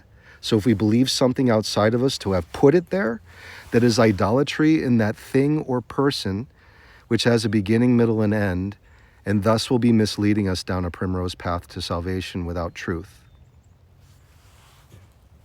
So yeah, you can call it the Anunnaki. You could say Enki did it. You could say, I don't know, who do you want to say wants to be there? That's your own belief system. But the bottom line is, whatever that is outside of us who placed that thing there that was temptation was powered by consciousness, was powered by a life principle. And that is the God that I believe in. I believe it is constant. I believe it is the creator of every page of our stories that we adhere to in belief. I believe it's the creator of our body and its proliferation. It's the giver and gift of it. So all of these things give answers. Now, this is the last question that you get to ask because we have a lot of questions coming in that I want to get to. And that's not me being disrespectful. It's me being respectful to everyone. Okay, so we're talking about an if-then scenario. This is the mathematician in me. It's an if-then scenario. So if they existed, then were they perfect prior to the fruit being eaten? So in order for this to be a defined story, we must first create time. This is an obsession with time that is not being seen, and I'm answering this as best as I can in a minute. An if-then scenario must be constructed first through the mind of God in the form of the imagination. I want to define what happened in the past, which is no longer than now, which is more important than actually just being in aliveness. So please give me the answers so I can then have my own belief systems challenged, and through my love relationship with my own ego, through narcissism, I can come to understand that this person's either right and closer to me or wrong, and thus I need to push them away. It's up to you to decide. That is me not trespassing on you. And it's a perfect answer. SWAT is quantum. Thank you for following. It is forever changing indeed. The life principle constantly expresses itself in a manifold expression. JEC, I've given you enough information for you to be fully enlightened in the course of 10 minutes. To be free of pain, to be free of any expectation of external circumstances, and to liberate yourself from pain by loving yourself from within. I've given you it all. You're welcome. Okay, SWAT says, wow, that makes sense. I'm with you. P.S. A lot of haters on here. It's okay to hate. These are all life decisions. What most people don't understand is that these life decisions, though they may not appear to show any consequences in the waking life, from a quantum perspective, they are influencing a number of timelines, including my own, if I choose to entertain them. That's why I try to say them as I am observing this from a state of aliveness in flow. I know if I do that, I'm anchored in the now, and I continue to heal. And we will probably never cross paths again. Not you, SWAT. I believe we'll probably cross paths a multitude of times. But for the people who are asking these questions and feel unsatisfied, we likely won't be crossing paths. And for those people, they might actually witness me in my own destruction and say, see, I knew it all along. This person was talking bullshit. They don't actually have the answers. And I knew this all along. Look at how they're no longer here. And that's just simply another timeline that has been spun off based on error. It's a form of trespassing upon other human beings who are managing their own kingdom of heaven. But what they will witness is my destruction or my failure or some reveal of some form of, I don't know, controversy, because it's the desire that's being expressed through words and through feeling more than anything else. What that leads to is the eventual consequence of the boomerang returning and hitting their own life in the form of pain. But I can't convince people in that. I can't convince anyone. But from a quantum perspective, it makes perfect sense and it resonates. Emily Shields, thanks for following. And Neon Prophet, thanks for the 2 goats. And SWAT, thanks for your faith and following. Mike Mack, good to see you again. Thanks for the heart me. Chris says, ignorance, it's not a bad thing as we all still live in some type of ignorance. Sure, I mean, if we look at it like in order for us to perceive this as real, we have to have some definition of it. Otherwise, it would just dissipate into the infinite creation of life. The light principle, the life principle, however you want to look at it, it would just dissipate. The illusion would no longer perpetuate. So it seems that it's still here for a reason. And I believe that reason is for us to reach unity consciousness, a unified consciousness amongst every human being on planet Earth. And the only way that will happen is if we have unlimited multiple timelines from which some people will actually stay on the side of what I describe as the placental living, and other people will step through the narrow gates into the imagination and embrace themselves as a star child. That both of these are required in order for there to be the reaching of the star child and the perpetuation of the life experience here. We have to have a placenta for there to be a child. And how the placenta works is it's constantly questioning why they're not getting all the answers, why there's always a feeling of lack or a general feeling of no that's being projected outward into reality. It's a lack of satisfaction that life is here in some way to victimize us or plunge us into peril. And so that's what the placenta is constantly dealing with. It's taking in all of this garbage from the external world, and it's filtering out all the best parts of it, and it's sending it off down an umbilical cord that it will never see the other side of. And that's a star child that's receiving all the benefits, and it doesn't have to do anything but rest, relax, and receive.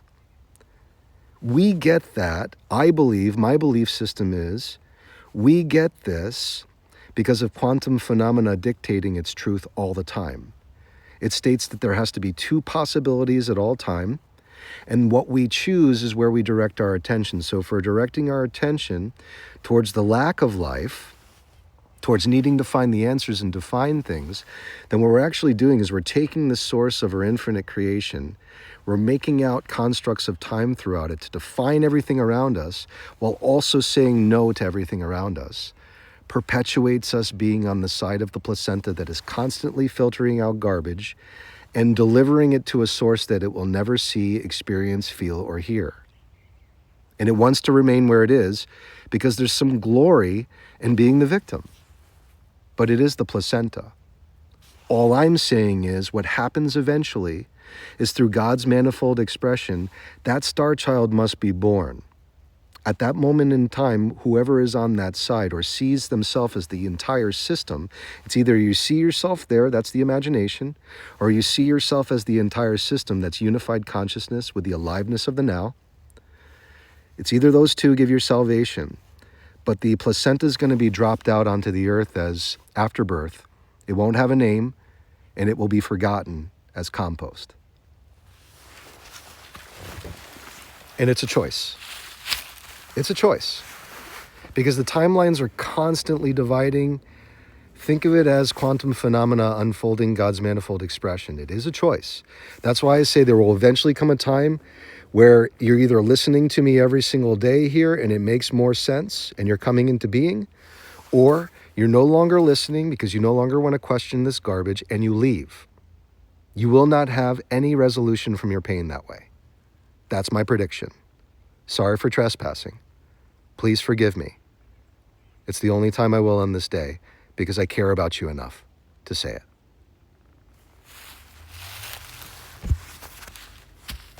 So your salvation is here not because you're seeing it on the screen, only because I am in hemisync with these woods. I'm resonating at 7.83 hertz through the Schumann frequency, and I am in flow state. As you notice, I'm not skipping or making any mistakes with verbal pauses with my words. It means I'm in flow state. This is gamma radiation. It's expanding my consciousness at the same time I get to be one with the biofield of this planet in general, so that you can receive the downloads that are of importance to you. And I do it with care. I do it every day. And I love you all. It's okay, midnight. This is just a conviction. Once again, you are being fed aliveness to make the characters go into your phone, to push enter and send this in.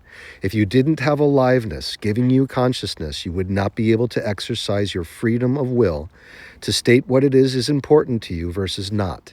That's all I'm saying. This is your kingdom being exercised. That you believe that I don't know anything about you, and that is fine. All I ask is that you give me the same in return, my friend. Otherwise, it's trespassing. And that type of trespassing is going to bring you suffering, not me. I'm already there. You may not see me, but I am already there. And every time you believe that I'm somehow encroaching on your identity, you are sending me the most vital essence of your truth for consumption. And I'm saying I don't need it. I'm fully gestated. And I see the side of the placenta right now calcifying. I see a dying world. And I want us to be born again into a world of plenty instead of any lack. And there will be both. There will be both. Believe me.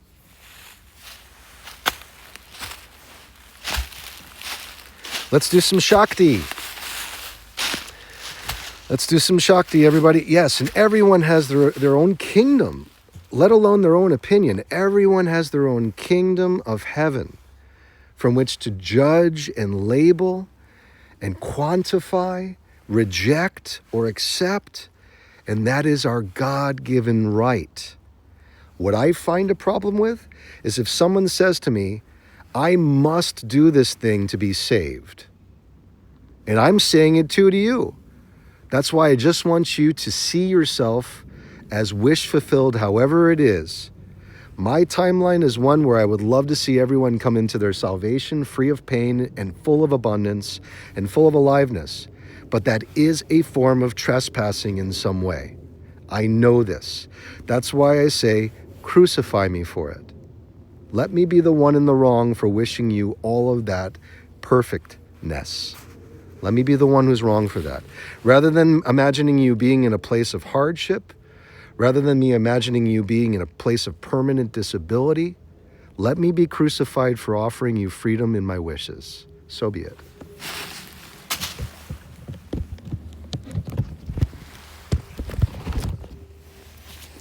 Thank you, Lena. God bless you. And thanks, Neon, for the gifts. And you too, Lena.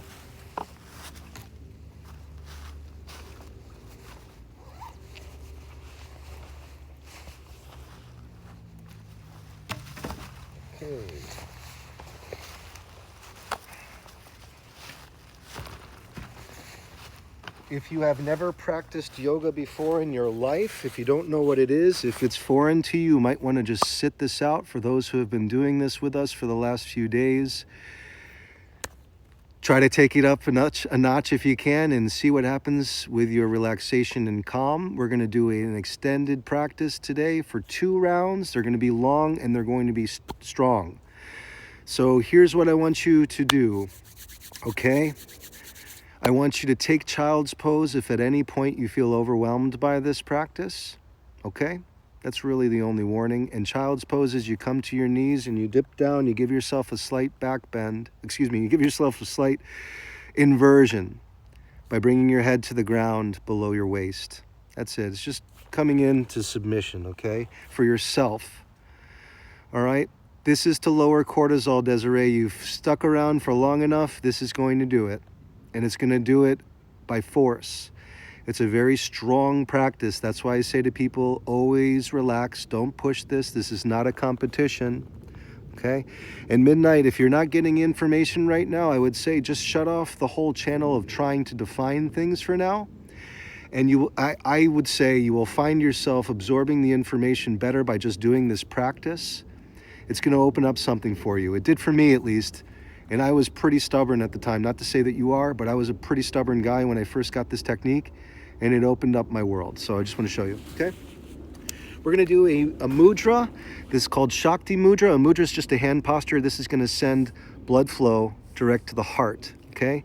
So you're going to take your thumb, bring it down below the ring and pinky, and make a fist. You're going to do the same thing with the other side. And what we're going to do is we're going to bring this to our side, and we're going to take a pose called Tadasana, which is mountain pose. I'm going to show you now. You come together with your feet, okay? And you're going to create a system that is like a circuit, closed, okay? I want you to look straight ahead. This is called a drishti. This is a point of focus and concentration. It can be anything. It could be a point. I'm looking at a stick and its termination. Okay, draw the shoulders back. And let's do our warm-up breath. It's going to be with a deep inhale through the nose. Go ahead and do that. Draw in your air.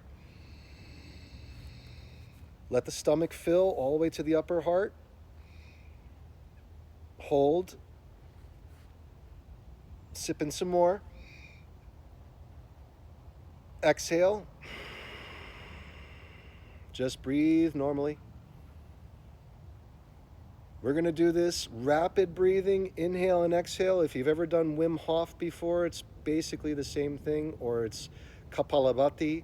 We're talking about rapid inhales and exhales. And at the end, I'm going to point like this. You're going to draw in a deep breath. Then you're going to sip in some more, just like we just did. Then you're going to close your eyes. You're going to separate your feet. And then you're going to exhale out and open your eyes and just observe.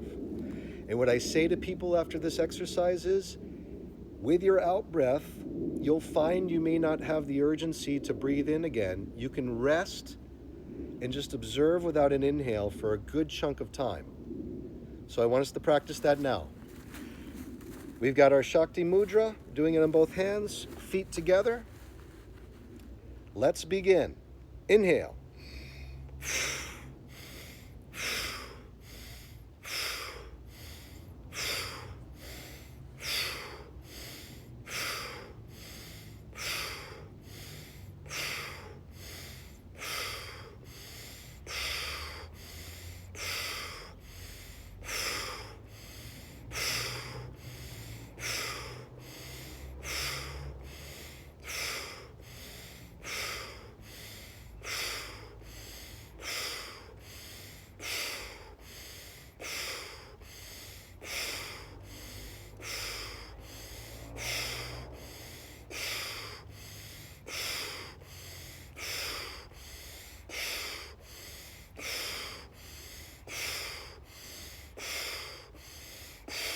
Inhale. Sip in more. Close your eyes. Separate your feet.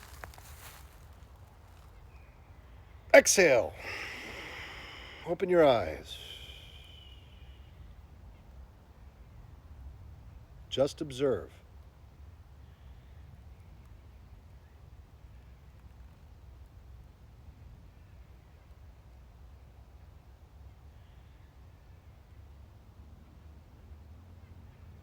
Inhale. Inhale more, more, more. Exhale. Just breathe normal.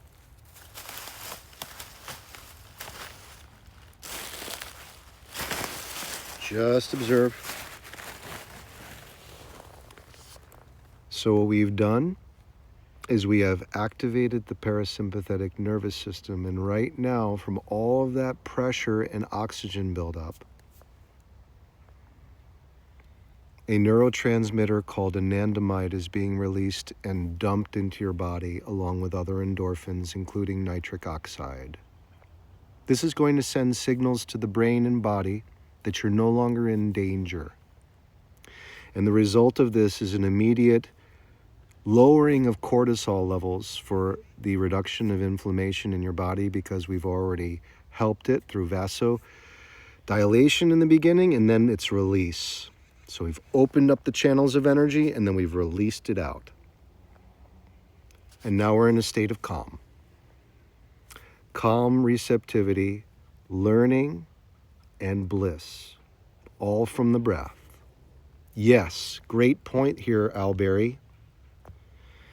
This activates the vagus nerve, which also secretes tons of goodies into the body.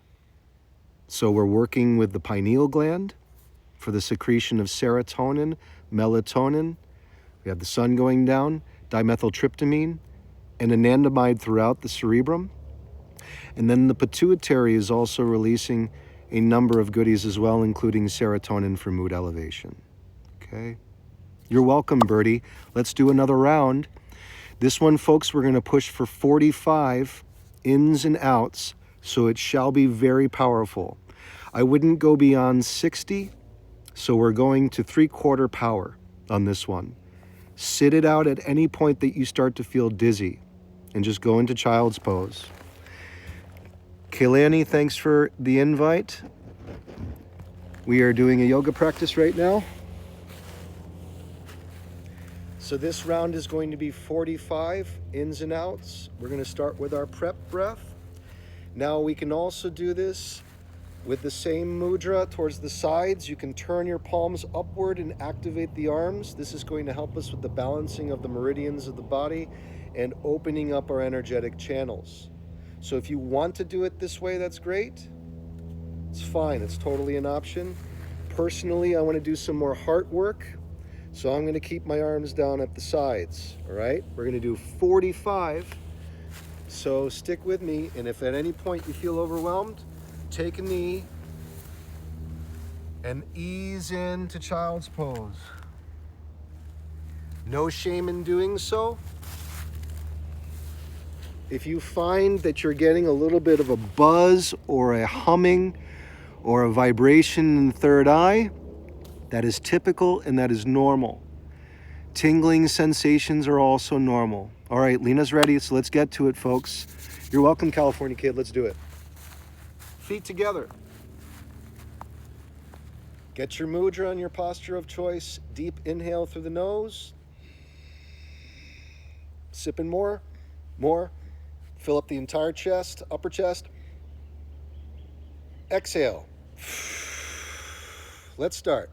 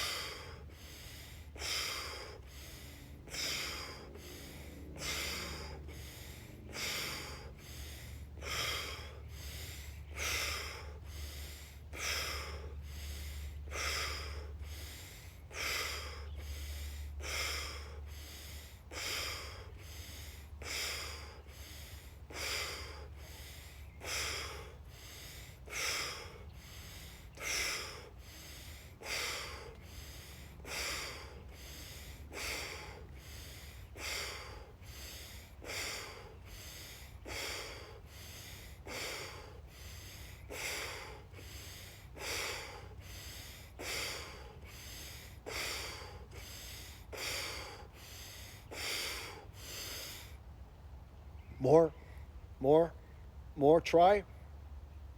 Close your eyes. Separate your feet. Exhale.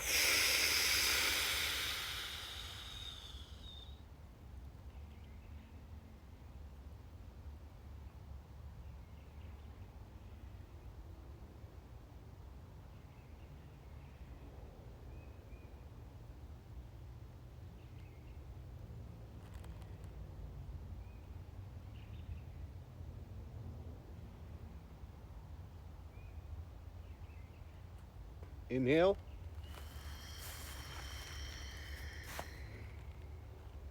And exhale. Breathe normally. Drink water. And if you feel you want to nap right now, that is not uncommon. Come into a place of rest and just be.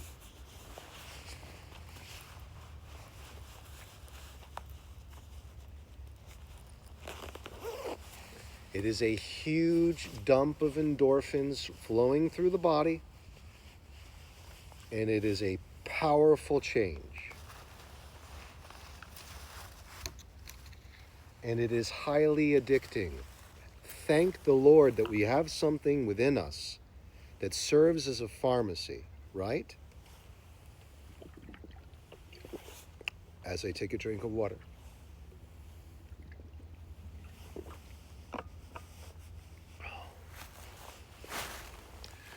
Sharni, you're liking it. Says, wonderful. Such a euphoric feeling, says Neon, it is. It's mostly anandamide. So if you're taking in turmeric with black seed oil or black pepper, and you have tryptophan, all three of those serve as precursors for mood elevating hormones, including anandamide, the bliss hormone. We're also activating the pineal gland. I'm blissed out. You hear me, world?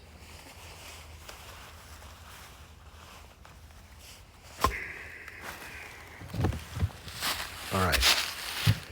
So, folks, for our Shavasana, which is resting pose, I'm going to give us about 5 to 10 minutes of view. It's totally zen. I'm with you on that, Giselle. Birdie says, I saw red sparkles one morning. I thought I was hallucinating, lol. Till I read about this process. It's a powerful, powerful breath technique. Hippie Chick says it right here. I love you all, by the way. Doing that before bed tonight is the greatest way to drift off to sleep. Aside from maybe listening at the same time to Neville Goddard's Feeling is the Secret, that's like treatment with your breath, from your breath. We're going to take 5 to 10 minutes right now, folks. I won't be doing any Q&A. In fact, I'm going to shut off comments after we get the last ones here. Al says, wakes up the brain. It does. Kaz, I'm so glad that you enjoy it. Curator, thanks for your gift. And Neon, you too, for all that, seriously. And I'm glad you love it, Sunflower. I'm so grateful. Sharni says, prana is life indeed. It is such a euphoric feeling. It is very powerful. Crystal, thanks for following. And thank you, California Kid. And Lena, thanks for reminding me to get back into that one. So I'm going to shut off comments right now, everyone. And we're going to take 5 to 10 minutes to just go into our own personalized kingdoms of heaven through the imagination. And we're going to just be at peace in the now. So I'm going to do this now, if I can get this right. Let's see, settings. Okay, perfect. This is just so that we don't have any sort of distractions, and you can just allow the sounds of nature to be just that, the sounds of the birds and everything else going on without my talking. You can just have 5 to 10 minutes in your own individual kingdom of heaven. So just step in and imagine yourself assuming the wish-fulfilled state. Do that now. if you aren't there already. And I'll come back to us in about 10 minutes.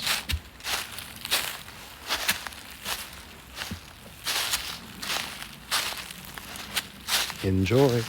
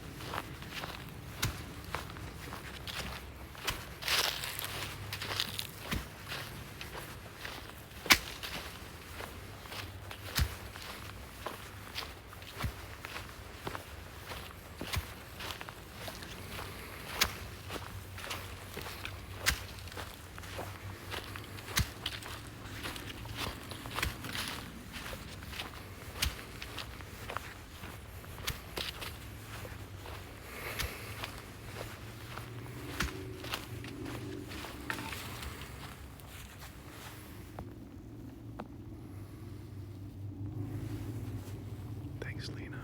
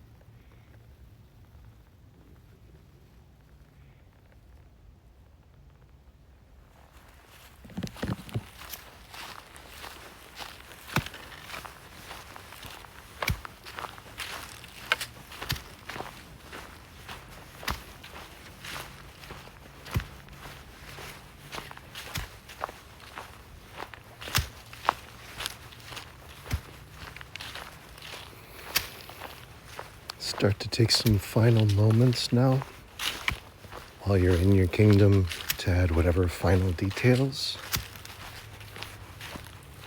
as part of the package of your wish fulfillment. And we'll be sending it off to the four corners of the universe momentarily. Take some time to do that now.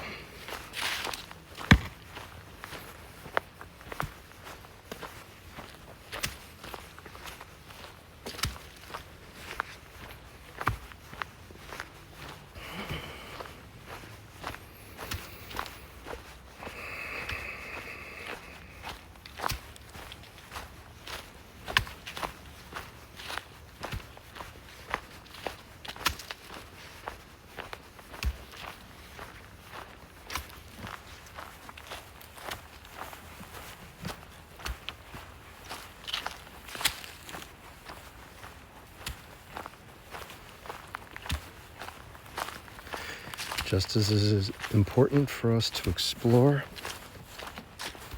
the infinite possibilities of the imagination, it is also important for us to send out the order to the kitchen or to the fulfillment center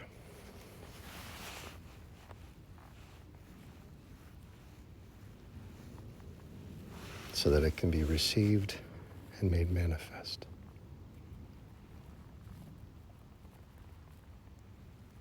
Go ahead and do that now.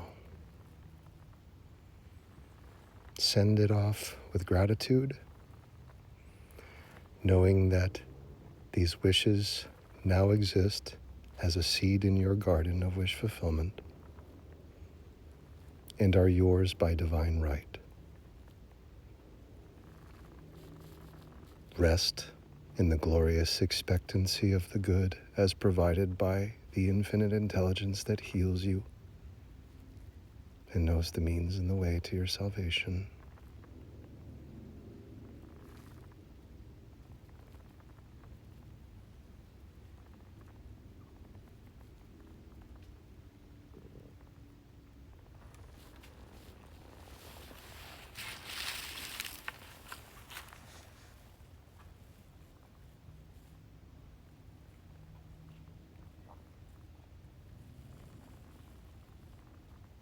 A proper practice to maintain connection with the source is to simply observe, I am alive. No need to make any meaning or label of it. That keeps you in the womb of creation, just as a baby would not need to make any sense of what is manifesting around it and inside it. It's managed by a superior intelligence that knows the means and the way to your wish fulfillment.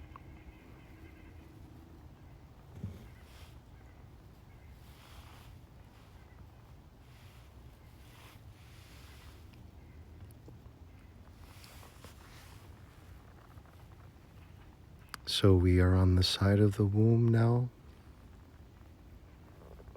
where the perils of life fought by the placenta send us all the benefit. Understanding that both systems must be there, we become one with both. Compassionate for the placenta and compassionate for the baby. That is the aliveness of God. Dawn says, I am alive. Indeed you are, Dawn. You are the giver and gift of this life experience that unfolds before you in truth.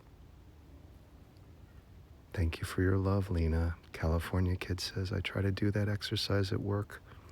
Loading 5 machines, I tried a little bit. That's great, California, and you know, it's just the idea that you are observing you're alive that moves the mountains. That's the big excavator. I keep hearing something rustling, and I want to be aware of it because at one point This time last year, I saw a beautiful Canadian lynx only a few meters away. As much as it would be fun entertainment for me to be dinner for you, I would rather come out of this unscathed.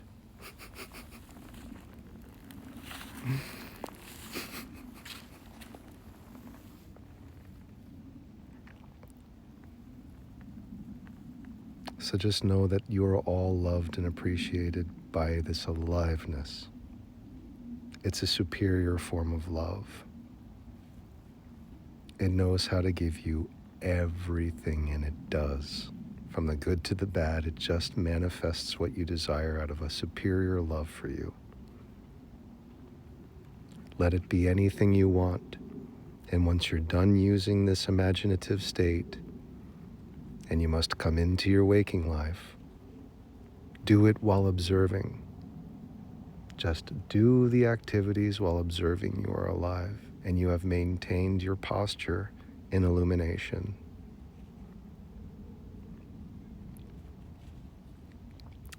Lena says, I wish you were here in California. Thank you, Lena. I used to live in Santa Monica a lifetime ago. Lily says, yo, I love this man for real. Lily says, hey, bro, I'm back and ready to learn. It's all good. You've always been here, Lily. You've always been here. This is you. This is you in truth.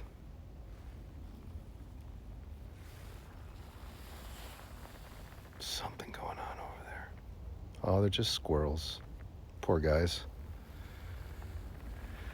Squirrels are having a bad time right now. I know I shouldn't think that about them, but they're pretty much donezo. Between the hawks, the coyotes, the coy dogs, they howl every time they have a catch. I know, Lena, it's pretty sad. I know. Sorry for saying it, guys. I'm sorry. Doesn't have to be your reality. It's just what I see here. World Gone Crazy says, thank you so much. I feel great. Thank you, World Gone Crazy. I feel great too today. It's been a really good broadcast today. I've had a nice, solid broadcast. I'm grateful for it. I'm grateful for all of you. I'm grateful for your presence. We've had a great transmission and transmutation of pain remembrances happening today. I can just sense, I can feel the elevation and the lifting of burdens in my own little imaginative mind, but I feel it. And it's a very still, good moment. Lily feels it too. I love that.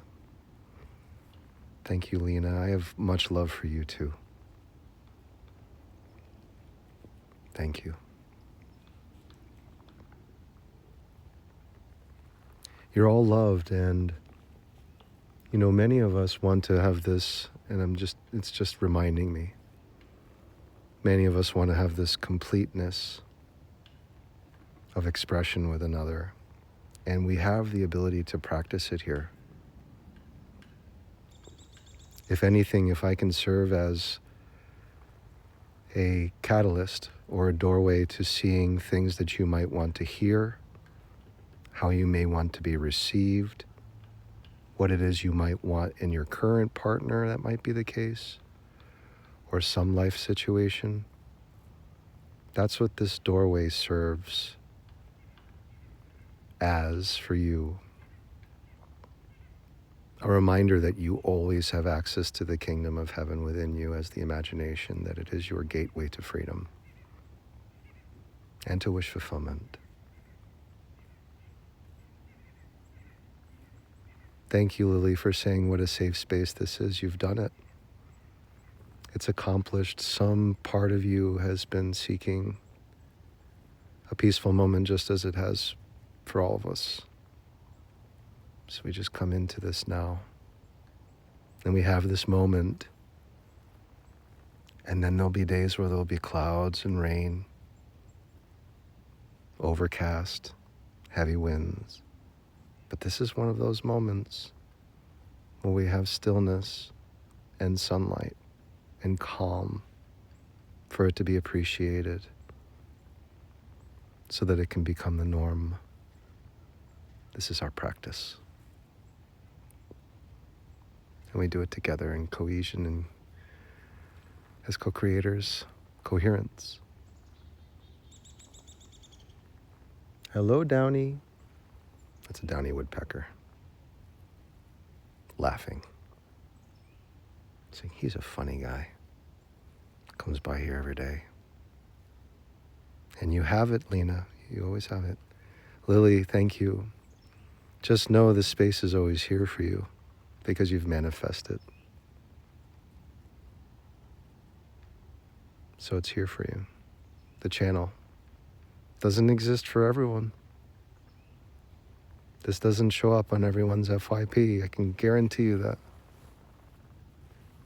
It certainly doesn't. It's very selective. It's true. You have to have the radio with the right bandwidth to tune into the station so that it's clear. And this is a version of me that is a rare one out of the many roles I've played. This is the one who makes it to the end of the game. So it's a good place for us to be together. I know that. If there's any guarantee I can give, if you see me on the screen, it means you're on your way. Because we both are. We both made it. Thanks for that dolphin, Stephanie. Thanks for generosity like that. Lena says I came at the perfect time. Good. It's all the now. It's all the now. All right. Let's make our way to the bridge. Like all beginnings and middles, they must have an end. And it's our understanding of that that gives us peace. Helps us to appreciate all components of life experience.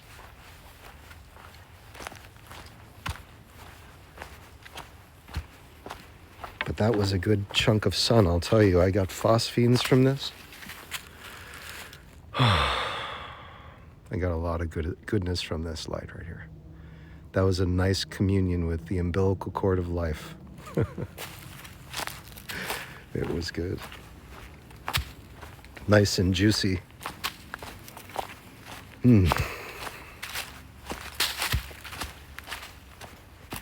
Juicy fruit.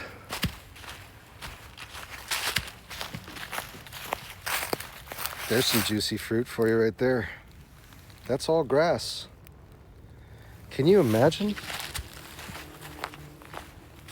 that a horse sustains itself just on grass and hay, which is dried grass basically, wheat grass? It's hard to believe. By the way, if you had watched this recording since maybe an hour ago, you would have seen that horse go by. All the people coming by, breaking rules. I kind of like it. We had the quads yesterday, the couple that wanted to make love and get away with it, which I'm sure they did. And then we also had the horse today. It's all wild stuff going on in the woods here today. I love it. It's life. Sunflower Goddess says, thank you so much for your presence today. Thank you, Sunflower. I would say we had a pretty nice, easygoing flight today. Not much turbulence involved.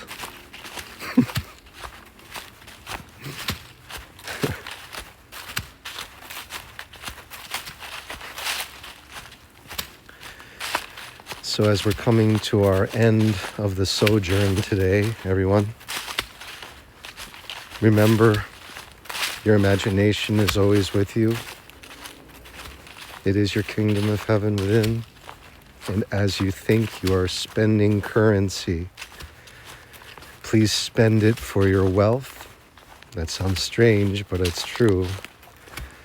Spend it in the now, and you can guarantee yourself you'll always have more than you can possibly spend. Spend it on time, and that is the only time it will lead to deficit. So just use time wisely. If you need to do budgeting, in other words, go in with the process, I am here to budget my time better. And you remove yourself from whatever pain-based situation might be trying to bring itself up for entertainment out of love for yourself, understanding everyone, including those who may have been harmed by you or have harmed you, also have their own kingdom to maintain, and that it is their right to do whatever they want with it, even trespass upon you in error with judgment, for you to understand it is also your choice not to participate and to remove yourself from that scene by stepping in to the wish-fulfilled state, assuming yourself as gloriously crowned by the kingdom of heaven within through your imagination. Let us cross.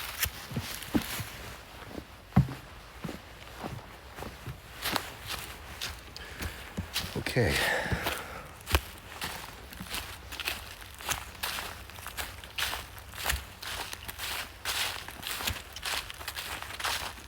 That is the ultimate form of forgiveness you can offer yourself and others. Is to know that everyone has a kingdom, and though the world may not agree or believe that or know that even, we offer forgiveness to everyone by agreeing with God that we can always return to the womb and be safe, protected, nourished, and healed with a glorious expectancy of that truth, the only consistency we have as human.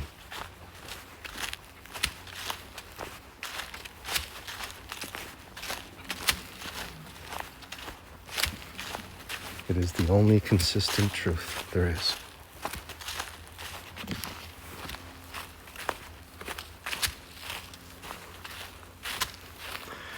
That's quite a sun right there. Look at that. Blazing.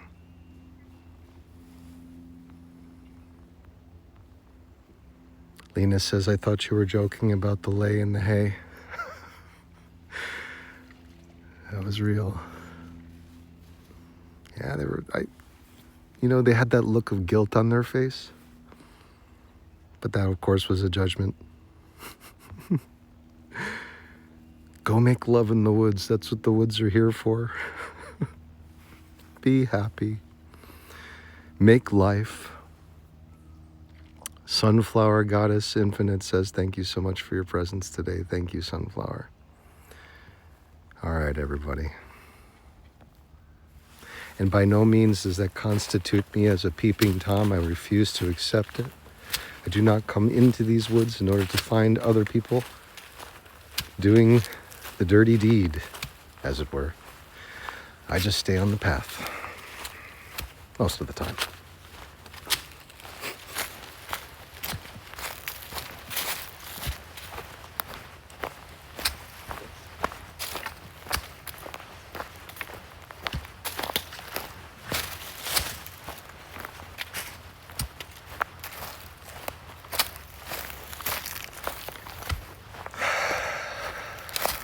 All right. Oh, the feeder's still being used. And the bluebirds are here.